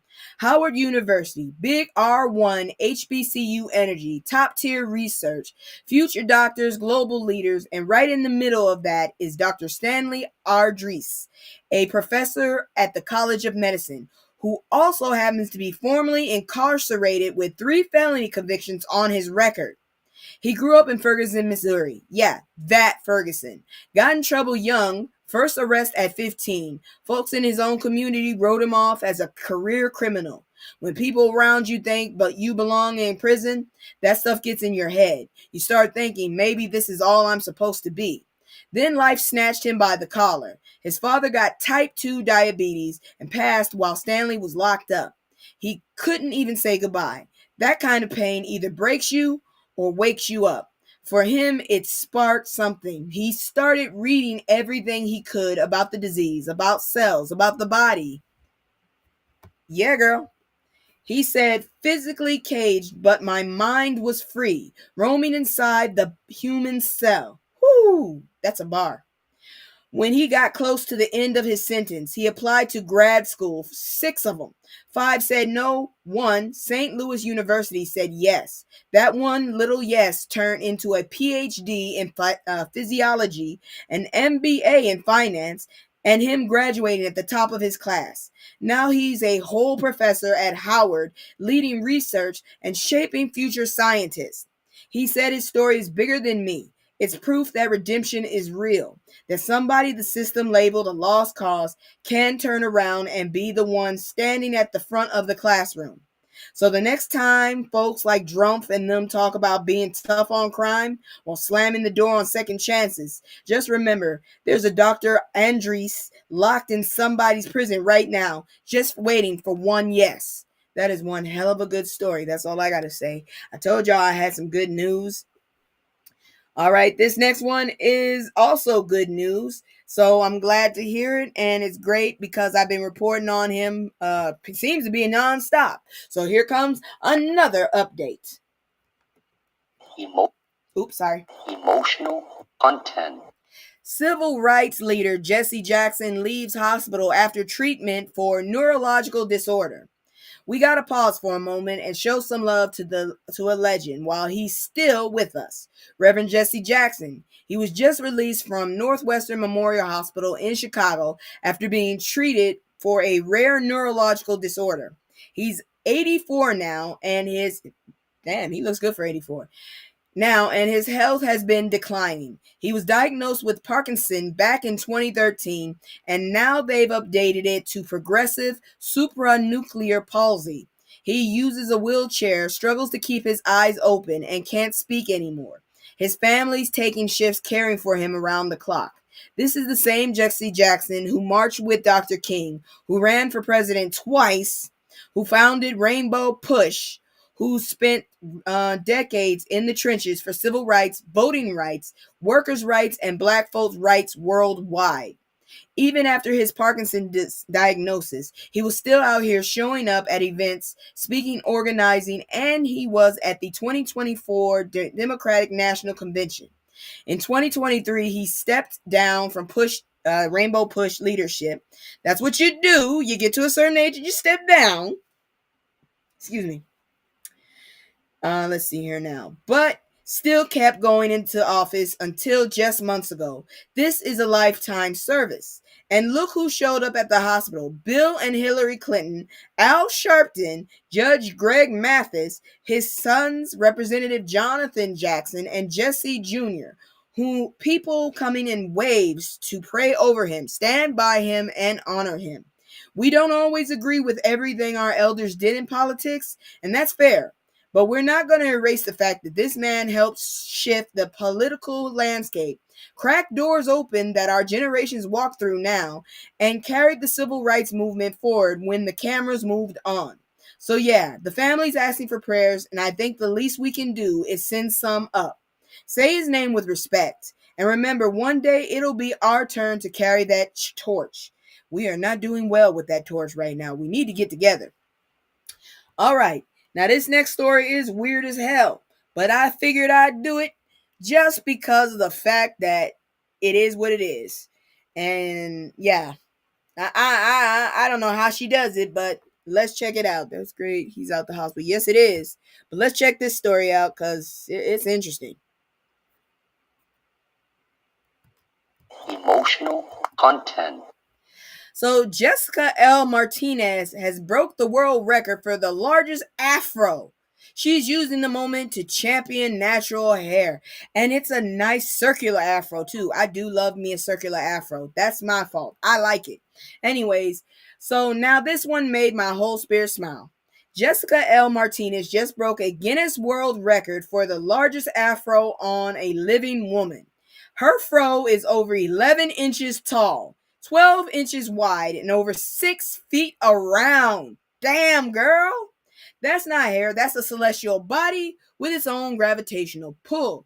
I bet you if she just covered herself with hair, it would take a moment for that water to get to her if it rained. I'm just saying. But for her, it's not just look at my hair, y'all. She said this girl don't even need hair to get it braided. Shit, she just got hair. She said this record is a declaration, a reminder that our unique features aren't something to fix, but something to celebrate. Natural hair isn't a trend. We've been like this. It's a lifestyle, a culture, a whole decision to show up as you are in a world that keeps telling black women they're too much and not enough at the same time. It is amazing. And I bet you she got other people with her about it. You know, I bet you there's a family of them. Meanwhile, while we still fighting the same old nonsense, schools suspending girls for braids, jobs calling locks unprofessional, folks telling us to fry our curls just to get a check. The Crown Act is slowly rolling out state by state, but still hasn't passed federally, which means in 21 states, black hair is still on trial. Jessica talked about how she used to compare her hair to others, tried to tame it, shrink it, make it acceptable. Then she hit the point where she stopped fighting herself. She said she found peace when she stopped comparing and stopped caring about what other people's stares.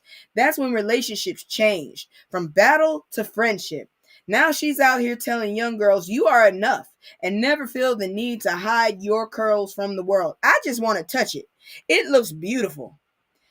That's the message. Yes. So yeah, Guinness gave her a certificate, but the real win is every black girl seeing that picture and thinking, if she can take up space like that, so can I. And don't you sit up there and think that black girls got short or bald heads. Most of them, if they got short bald heads, it's because they wanted short bald hair.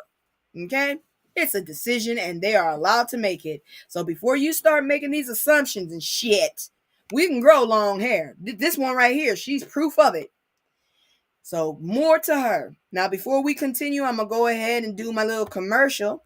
And we'll be back with celebrity news. Because this next one, I don't know how to feel either. I told you it's going to be a strange ass night tonight because a lot of this shit is weird. But, yeah, let me go ahead and do the promo too while I'm at it.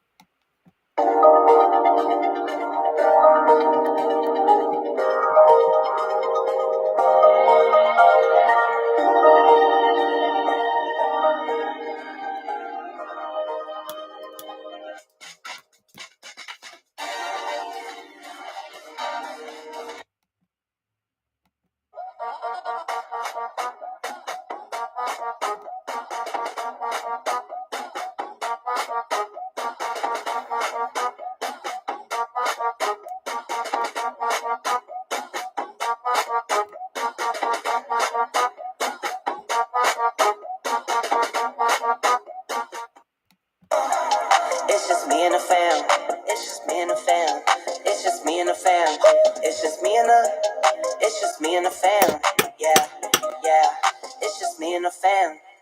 See my little Tay, that's my hype girl, that's my mascot. No one's go for hours and some hours till we pass out. Stay inside the house, turned up with them racks out. Stay inside the house, turned. All right, we back.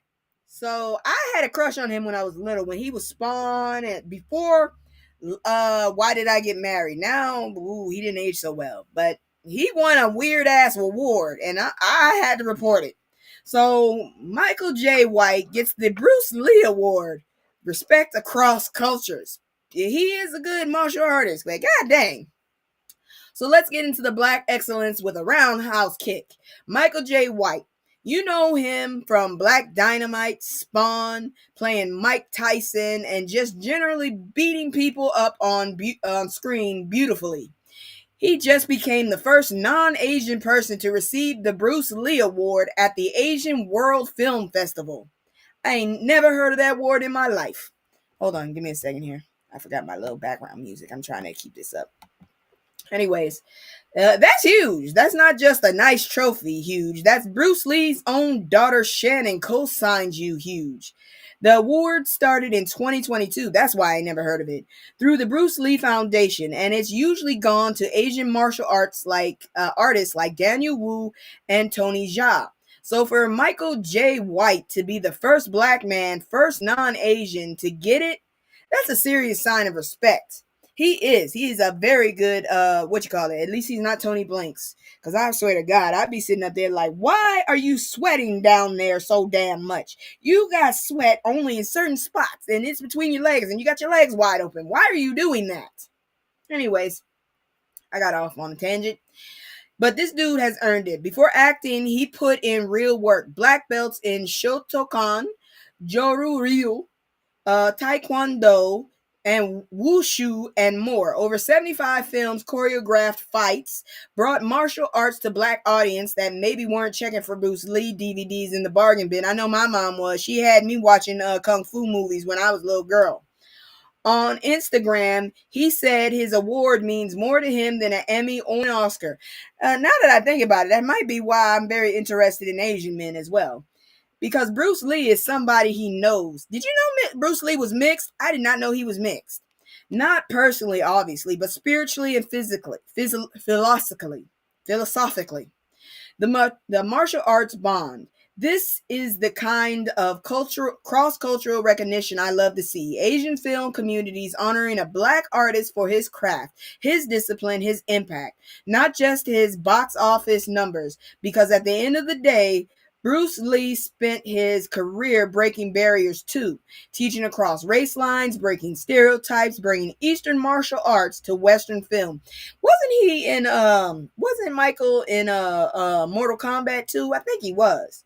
So yeah, give Michael his flowers. First black man with a Bruce Lee award. That's history and it's hope. And it happened very quickly. You know how long we got to wait half of the time for a damn award to come our way? That's great news. Moving on to other celebrity news. Where's my celebrity button? There you go. Ain't nobody got time for that. God dang it. Klay Thompson and Ja Morant have heated exchange on the basketball court. Lord have mercy. This man seemed to be staying in the news, this Klay man, him or his girlfriend. So, all right, sports fans, you know we had to keep it up with this set. A little bit of NBA mess. Klay Thompson and Joe Morant decided to bring their old beef out of storage like it was on layaway. After Memphis beat Dallas 102-96, Klay had just clanked a crucial three with 17 seconds left. Would have tied the game. He missed. Memphis, or as my aunt says, Memphis. God dang Memphis. Let's see. Memphis sealed it, and here comes Ja. Now Ja's not playing. He's on the bench with a calf strain, but he still walked over after the game and allegedly said, "Tell him who the best shooter in the house was. It wasn't bro from Golden State." Whoo, that's disrespectful and specific. Players and coaches had to step in and keep it from turning into WWE on the court. The history is already there. Klay's Warriors knocked the Grizzlies out of the playoffs in 2022 on their way to a chip, and he had plenty to say back then. After this game, Klay went to the mic and let it fly. Called Ja a funny guy who has a lot to say all the time. He rarely takes accountability, and when reporters asked what Ja said, Klay hit him with nothing of intelligent depth. I screamed, "Oh, damn. He just intellectually dragged your ass. Shit." But then Klay flipped it and got serious. He said Ja's career is leaving us wanting more, that fans want to see him actually play, and that being a star means responsibility. You can't keep letting other stuff get in the way. And honestly, he's not wrong. Ja is insanely talented, could be one of the greats, but between suspensions, off-court nonsense, and now chirping from the bench, it's giving wasted potential energy, and I hate that. So yeah, the petty is funny. I enjoyed it, but underneath the shade, there's a point. We want our black stars to flourish, not flame out.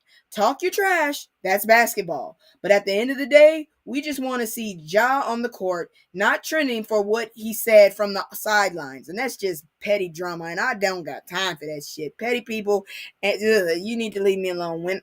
Petty has its time. There's times when you can let the petty fly, but not when a whole bunch of people are watching. Please no. All right. So moving on. This one was weird. I didn't see this coming, but it's gotten into the news. Mario got groped by a female fan, and we should condemn this behavior just as loud if the roles were reversed. I personally feel like you shouldn't touch anybody. I hate being touched, me personally. I fucking want to know, why are you touching me? Even if you're family, and that usually backfires on me because then they touch me more, and I don't like that shit. Stop touching my hair. Stop touching my shoulders. Stop touching my arm. Fuck. So apparently folks out here thinks consent is optional if the person's famous and got abs. Let's talk about this double standard because it's nasty out here. Singer Mario I didn't even know he was still performing, was performing in Detroit when a woman straight up grabbed his private area. Ugh. Not brushed past him, not an accident, full hand. Went up in there and got all of that. He told her to stop mid-performance and kept pushing like a professional. But that man was SA, period. Then you got Lenny Kravitz, a whole legend, performing in Australia when a fan yanked out 4 of his locks. Do you know how much force that takes? He even posted about it, like, how strong do you have to be to rip out my hair? Child, don't touch my hair. Don't fucking touch it. If I feel any force, I'm moving. Very bold, girl. If the gender, oh wait, I'm not done. And the actor Michael Rainey Jr., Tariq from Power, was grabbed during a live stream on Twitch. That's caught on camera. His team called it exactly what it was. SA, and they're right. Keep your hands to yourself. Don't go around touching folks. I hate when people touch me. Shit, where you come from? Shit, I don't like to touch me. I just like to sit there and be cool. Shit. If I touch me, it's for a reason. I gotta wipe something off my face, fix my hair, or wash myself, brush my teeth. Other than that, why you gotta touch people? Shit. Well, but anyways, you know I'm asexual, so yeah, I just don't like being touched. I don't mind a hug every now and then, but anyways, if the genders were reversed, people would be ready to riot. You think pieces, hashtag talks, protect women in entertainment, and you should. And why does that same outrage disappear when it happens to men, especially black men? Being protected, being excited to see your favorite celebrity doesn't mean you get to touch them like their property. I mean, if I saw somebody I was starstruck, I would not be reaching for under the belt. I probably would grab their forearm and just be jumping up and down, up and down. Oh my God, I touched you. Oh my God. If I touch you, I'm touching you all above the belt and in no area that's erogenous. Oh, hell no. I might touch your arm or I might touch your face. Like, is it really you? Actually, I wouldn't do all of that unless you said I could do it. But that means I have to be starstruck. But I've never really been starstruck. I mean, Immature came to my school, but my grandpa died that same damn month, so I did not go to see them. I was mourning. So you see where I stand. Anyways, being excited to see your favorite, they're not property at all. These people are human. Being a woman doesn't give you a pass to act like a predator. Let's stop pretending fan behavior is a cute excuse for assault. It's not. That's nasty. Don't touch me. Fuck. Moving on. Because we're gonna. Let me see if I can get this right. Because I like to use my little buttons when I have them. Shit. I made them for a reason. Ain't nobody got time for that. So, Real Housewives of Atlanta, Portia Williams has been cleared of assault allegations against the airline passenger. I didn't know it was her. I heard about a 70-year-old trying to, stage somebody, but I didn't know it was her. So the FBI got involved in a flight out of Vegas after Portia Williams, yes, our Real Wives of Atlanta Portia, was accused of assaulting a 70-year-old woman on Delta flight. Baby, what? It all started over phone volume. Apparently, Portia had her phone playing before takeoff. The older woman told her to turn it down, and Portia responded, "Well, do you want to?" Which, I'm not gonna lie, is peak reality TV energy. That was rude.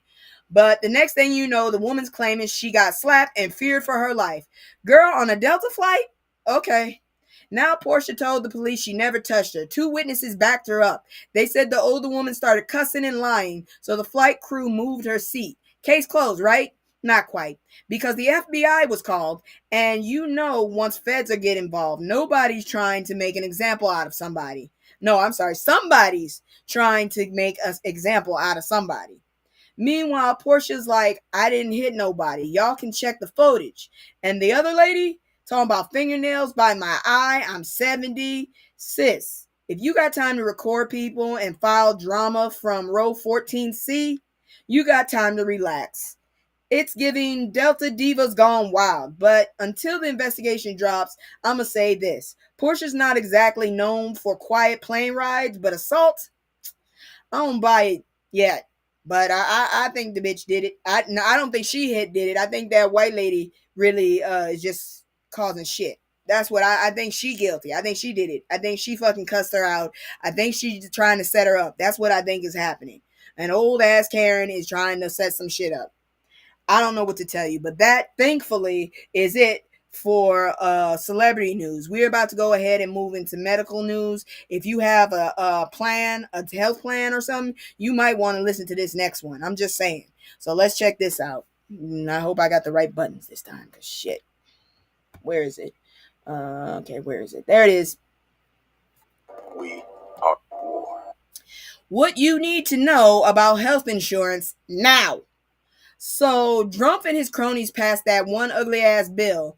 And baby, the name is lying harder than Fox News on us Monday.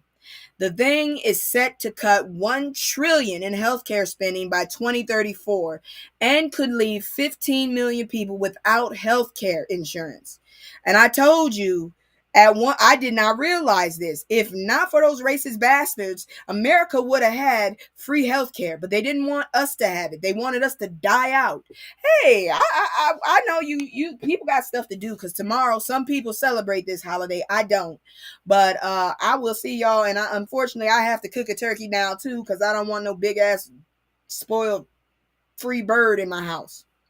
But anyways, I got some Tony Sachery to pump up with a thing. They gave me a butterball. Apparently a butterball still got butter in it. I thought it was just a name, but you learn stuff. All right, let's talk about this. So this you heard right. 15 million people are going to lose their insurance, and it's hitting our people the hardest. Black and Latino families saw some of the biggest enrollment gains under the Affordable Care Act, which actually started in the Heritage Foundation. Didn't know that shit. And now, thanks to this, those gains could get wiped out. Analysts say 1.3 million Black and 2.4 million Latino folks could lose coverage in just a couple of years. They're slashing premium tax credits, the thing that makes insurance affordable, and adding new verification hoops. So if you drive Uber, do hair, or hustle gig work, you got to send proof of every dollar or lose coverage. And if you're DACA recipient, you're out entirely. They literally deleted Dreamers from lawfully present status. That's a damn shame. See, I told you, I thought it was just a name too. Tell me again how this bill is beautiful. People voted for less government spending, not less medical care. You can't cut $1 trillion from healthcare without cutting lives. And when rent, groceries, and prescriptions are already sky high, this is a death sentence for the working poor, especially Black and brown communities. So while Trump brags about saving money, remember whose lives he's saving it from, okay? I need y'all to know this about your insurance. I personally have decided I want to vacate this fucking place. They want to get rid of people so bad, I will give you a spot. I will take someone else's spot in Canada. Let's trade. Because I can't do this no more. We getting the fuck out of this bitch as soon as we get enough money. But anyways, moving on with health. When UTIs in older adults, the hidden confusion behind a common infection. Let's talk about it. Okay, y'all, let's get real about something most folks overlook. UTIs in older adults. I know it doesn't sound sexy, but it's serious, and it's unaliving people quietly. We would have it if they weren't racist, girl. I told you. They literally said it on television that in the past, when everything was starting and America was starting, they thought that our race would die out. That's why they didn't give free health care. They thought that we would die out if we had health care. If we had health care, we wouldn't die out. And but you see, we still managed. Fuckers. All right. I know it doesn't sound sexy, but serious. It's killing people quietly. In seniors, UTIs don't show up like they do in younger folks. Instead of burning or pain, it can look like confusion, fatigue, appetite loss, even falls. Grandma starts acting off, and doctors call it dementia or old age. It's really an infection spreading through her body. Up to 40% of hospitalized seniors are misdiagnosed. 40%, y'all. And untreated UTIs can turn into kidney infections or full-blown urosepsis. Now, uro is like urine, and the sepsis, you know, the cis, that means there's an infection, and the seps, where the infection spreads through the blood. That's life-threatening, but early signs like sudden confusion or sleepiness get brushed off. Here's what helps: water, hygiene, regular bathroom breaks, not holding it in, and being alert when older folks act different. If your auntie, who's usually loud, suddenly stops eating or starts sleeping all day, get her checked. Don't wait. I didn't know UTI was life threatening. Yep. Why? You know someone? Let's pray for them. For women over 65, UTI rates are over 10%, and after 85, almost 30%. This ain't small. And because antibiotics can clash with other meds, treatment has to be specific. The CDC even warns against certain antibiotics that may make confusion worse. I don't know how you feel about that, but I hope that was from the CDC before this year. So, yeah, this might sound like a health PSA, but I'm saying this with love. Check on your elders. Confusion doesn't always mean memory loss. Sometimes it means infection. Don't let a UTI steal your loved one from you. Let me see what you said. I've taken care clients with UTIs. Oh, Lord. No, just heard of it, but didn't know it was life-threatening. Yep. So y'all, that's your information for your medical. Now we got one more story, and I got 2 fashion shows we can drag. So are y'all up for the fashion show? Tell me while I go ahead and throw up this commercial one more time, and then we'll talk about it, because this has to do with my favorite fucking state. You know I hate that fucker. Hold on, we'll be back with that fucking cancerous peen-shaped state. We're going to talk about them again. So we'll be right back in a moment. It's just me and the fam. It's just me and the fam. It's just me and the fam. It's just me and the fam. Yeah, yeah. It's just me and the fam. See my little Tay, that's my hype girl, that's my mascot. No one's go for hours and some hours till we pass out. Stay inside the house, turned up with them racks out. Stay inside the house, turn.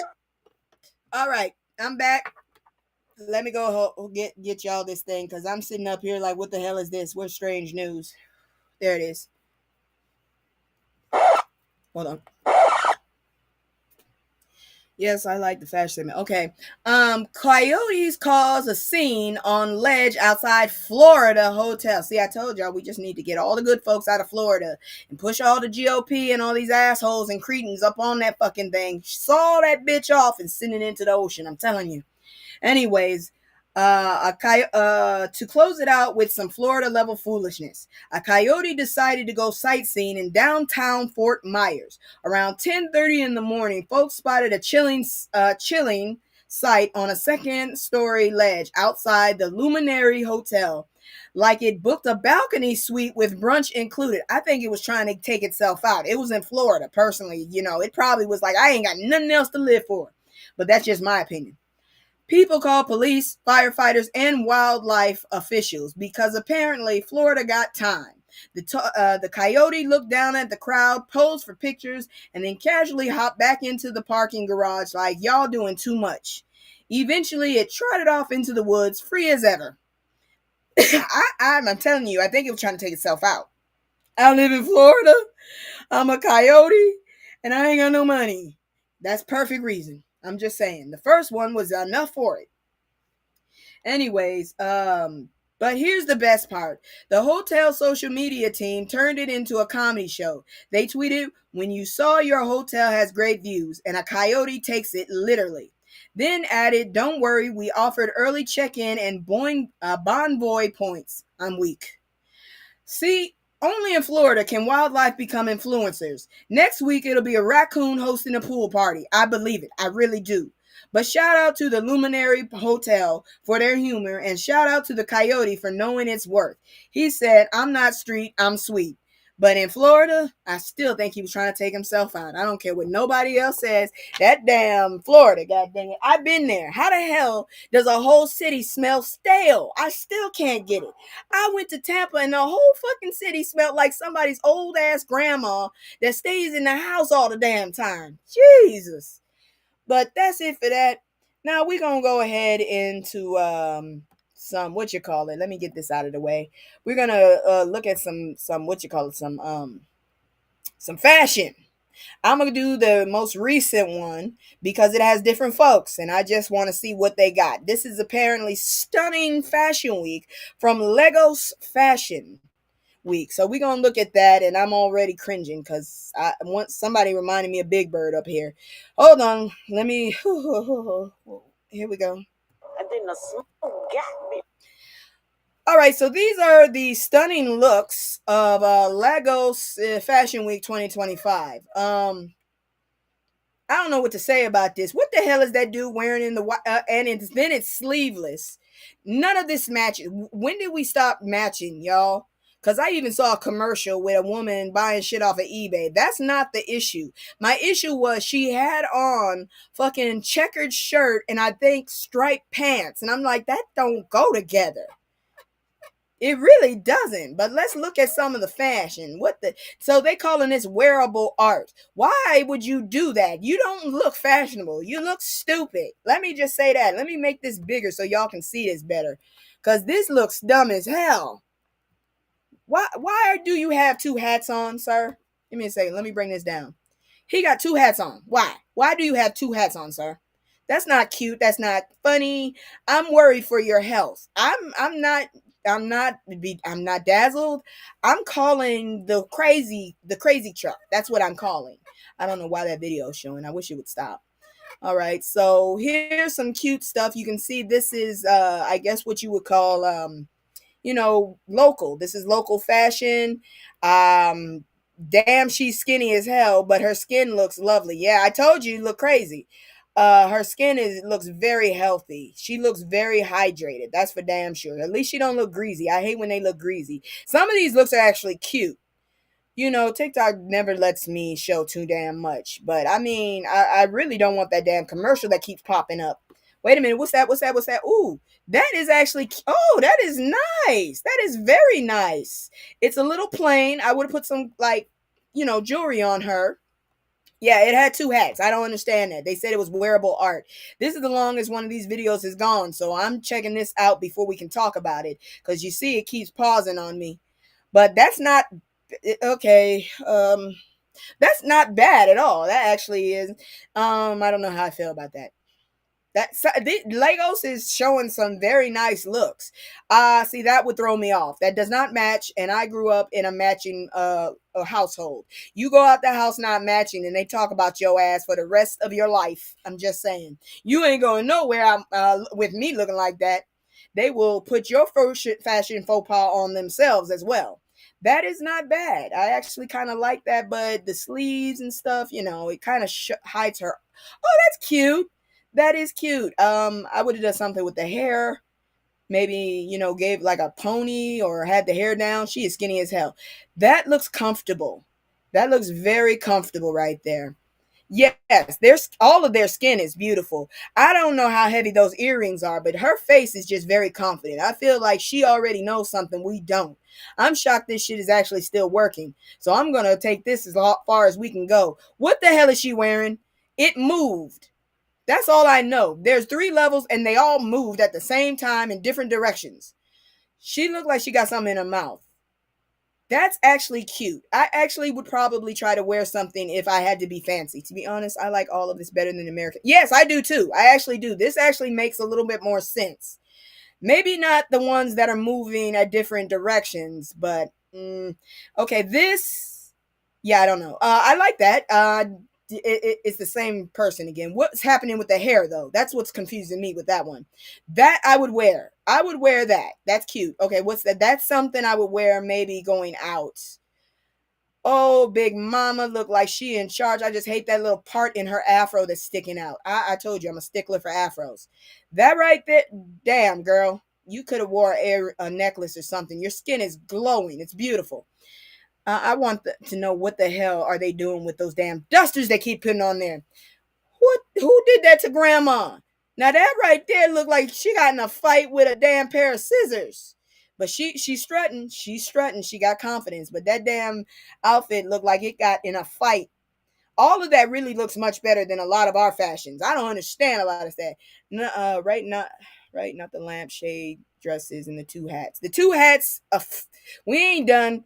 I'm looking at this webpage, and apparently there's a lot of stuff under it. So that was the fashion, the walkway, and I'm just glad that it didn't pause too long. Sorry for okay. So this was one of the highlights. I like that. Okay, I'm not sure how I feel. This is not high fashion, but I just don't know how I feel about having my breast as part of someone's eyes. I see a face. And if y'all see something else, tell me, because I see a face. Moving on. I think I need to put, like, okay, of course you know she gonna be there. God dang it. Why is she wearing fur? And just tell me, well, Lagos is in Africa, right? Last time I checked, it was in Africa. Why are you wearing fur in Africa? Is it cold? Does it get cold in Lagos? Somebody go check. What's the temperature in Lagos? This heifer over here wearing whole fur. Okay. So it looks like a face. Yeah, thank you. I thought it looked like a face. Now, these outfits here, I only see like maybe two that I would even fuck with. Because the rest of them look like outfits you might see in a red light district. Like, what is this? What are you trying to do? This is lazy right here. Let me see if I can get it bigger. I need y'all to see this, not that. I don't need this screen bigger. I need the other screen bigger. No, it's not getting any damn bigger. Wait. I think I got it. No, that stupid commercial is up there now. I don't want that video up there, but it's there. Oh, this is annoying. But anyways, yeah. This right here, she's wearing underwear, and I can see through it. That's not fashion. That's stripper clothes, in my opinion. Maybe I'm wrong. I could be wrong.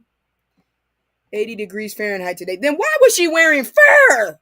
Why the hell is Sierra wearing fur? See, this is why I don't understand famous people.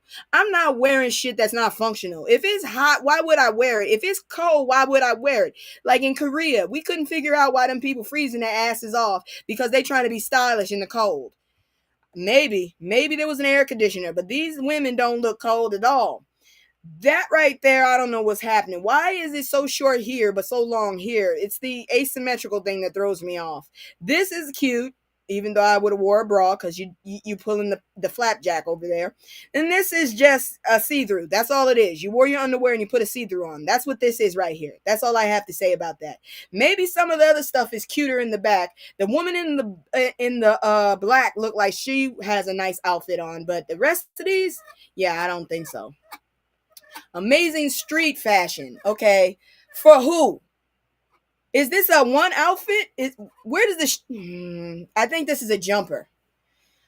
I was with you until we got to the bottom, and then you lost me.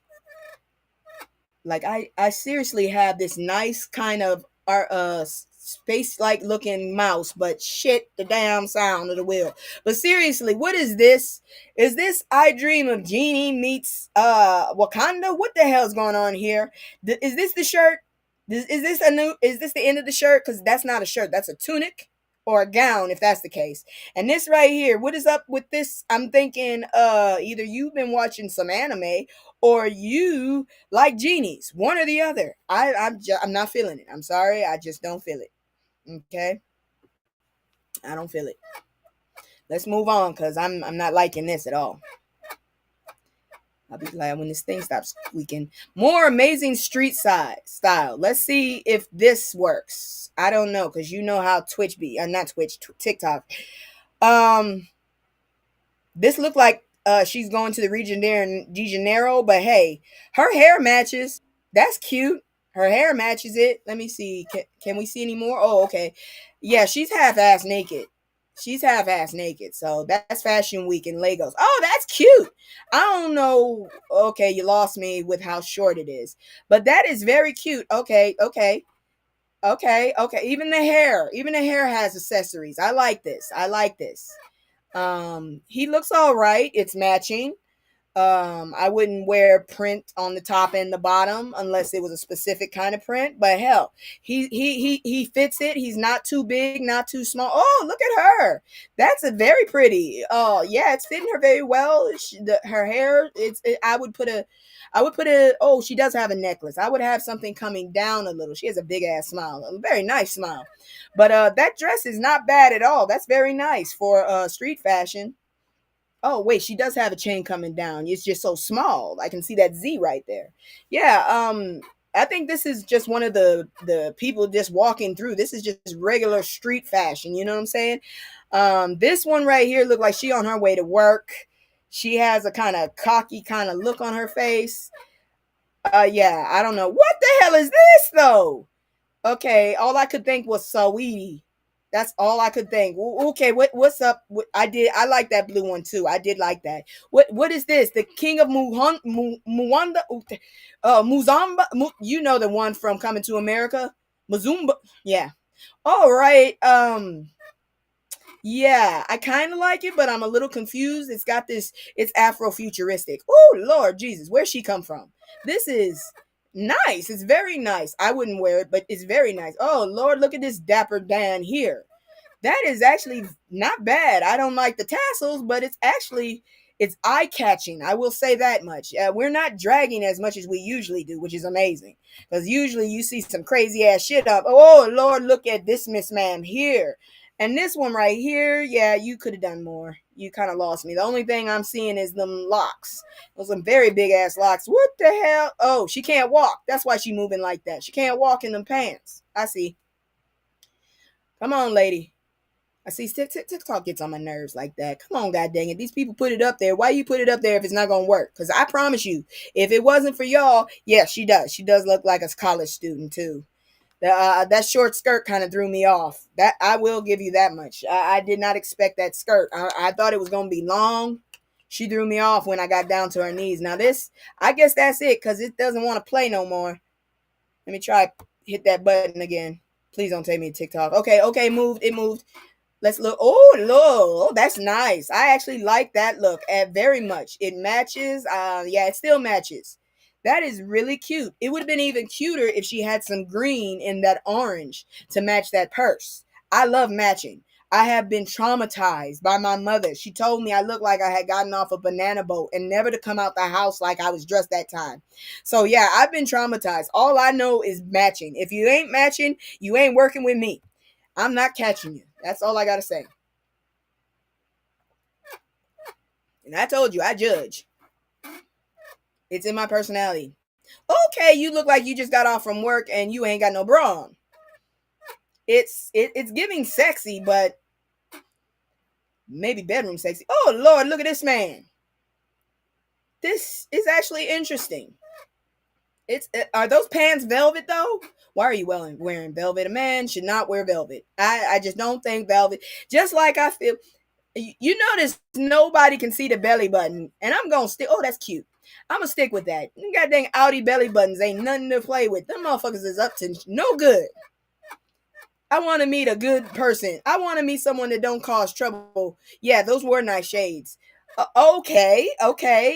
It's bold. It's amazing. I would never wear this. You have to have you have to have a certain body to wear this dress. You can't have no curvy body to wear this dress. No way. Cause somebody gonna see something. That fabric gonna shift and you gonna moon the shit out of somebody. Somebody gonna see something. I don't know what's up with her damn eyelashes though, but okay. I can't see her feet, so we can't drag that. But that's a very bold dress. Please do not make fun of my damn wheel. I don't know why it's making this noise. Okay, what the hell's going on here? Y'all in the sheer. What the hell? I think she's confused too. She probably just as confused as me. This is sheer. I don't like it. What is this? It looked almost right, and then I was like, oh, those are pants. No, they're not. And then this looks like you went and beat the hell out of some animal skins and sewed them together. But maybe I could understand it if you had taken a better picture of it so I could understand that better. I don't like the sheer one though. The girl is butt ass naked. That's all I'm gonna say. She butt ass naked. Look at that. She look like she cold. The metallic one? Okay. Let's see what else we got here. Okay. This is very plain. It's a great picture, but it's very plain. Even her hair is very plain. Oh, wait, I get it. That's not a pattern. Those are holes. She's naked. All right, I got it. Oh, so stylish. She's naked. Still can't see the feet. Moving on. Graffiti collection. What is this? Okay, we about to see the graffiti collection. I have to bring this down because I hate this thing. There ain't no commercial playing. Why does it have to be up there? Okay. All right. See, it came right back. Let me try again. And then that comes down, and then I bring this up, and that comes up. Okay, so let's just bring it down then, because you getting on my nerves, damn it. You're getting on my nerves. Down, please. And then it pops up right there. Fucker. Whoops. Sorry about that. My finger hit. Okay, let's see if we can get some of this. I hope y'all can see it. I already don't kind of like the picture in the back, the girl in the back, because it just looks like she's wearing a t-shirt with no pants on. That is graffiti, but I'm not feeling graffiti. I'm feeling mosaic. This feels like a mosaic motion. This right here, yeah. Okay, that last dress. The hair is beautiful. That dress is great. Her feet are on the shoe. That's great. I like that one. Now that dress says graffiti. I feel graffiti when I see that dress, so I can see it. All right, yes. Yeah, I see it. I see it. Why the hell is all their clothes actually make sense, but ours has no reason? Because I'm telling you, these couture outfits, I'm like, who did you make that for? She can't even seem to wear it properly or get down the damn lane properly either, the walk. All right, that's kind of short. That's cute. I would wear that. That one right there, that short one. The one in the back, I'm not sure. I think that was a one piece. Oh, that's cute. The one with the black down there. Yeah, that one's cute. All of these dresses, even if I don't agree with them, they have style and they have reason, and the freaking models can walk. I mean, the colors are very vibrant as well. I really do enjoy the colors. Like that purple right there is cute. Now, I wouldn't do that damn that tiger stripe stuff. No, I don't like it. I don't like it. I know it's not tiger stripe, but that's all I can think about with the red and green. Some of these are some very cute outfits. What the hell happened to their heads? I didn't move it. Okay, there they go. Yeah, like I said, some of that yellow dress is very cute. I actually like that yellow dress a lot. Some of it is just regular. Like old girl right here, she looked like she just came off the street.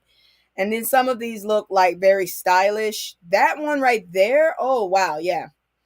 Okay, that's a weird purse, but still. I really don't have a lot negative to say about. I can't drag them is what I'm saying. Some of these outfits actually are cute. Some of them are plain.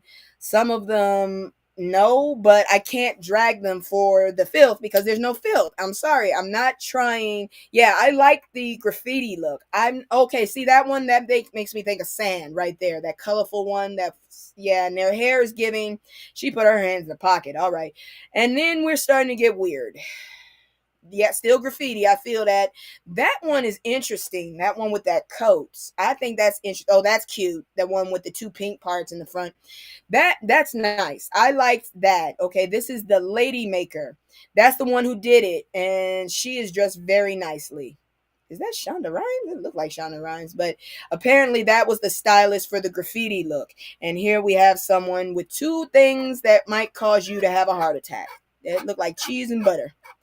All right, now hair as art. I would like to see this too if you would like to come with me. Let's look at some of the hair because you know how I be talking about hair. I'm not sure. Okay, that's weird. We're doing couture here, obviously. It looks like a flower. It works. The dress works too. Ooh, she's playing the violin, I think. No. What the hell? No, that's too many bubbles on my head. She's playing the violin. Okay, that's nice, but I wouldn't put that in my hair. Scared a damn bird would get into. Ooh, a nice fro.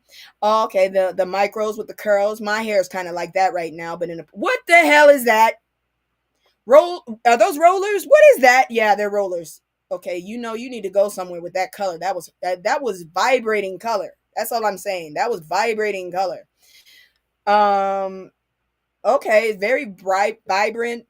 Oh, what the hell did I just see? What is that right there? Did you see that red? Whose hair was that? It looked like it had a wing. Stop making fun of my stuff. I know you. Okay, get ready to party. That looks like something you would dance to samba with. Those are the dresses, right? The little short, styly, colorful ones. She looks like she's about to go dance some salsa. It's not a bad look. Skin is beautiful. Skin is really working with that color.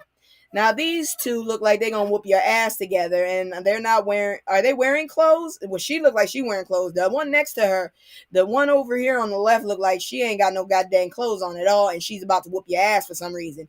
Maybe the person was holding her dress, and she was waiting for her to give him the dress. The earrings are interesting. The jewelry is good. I'm honestly not trying to act like I love all of this stuff. I want to find something to drag, but I can't.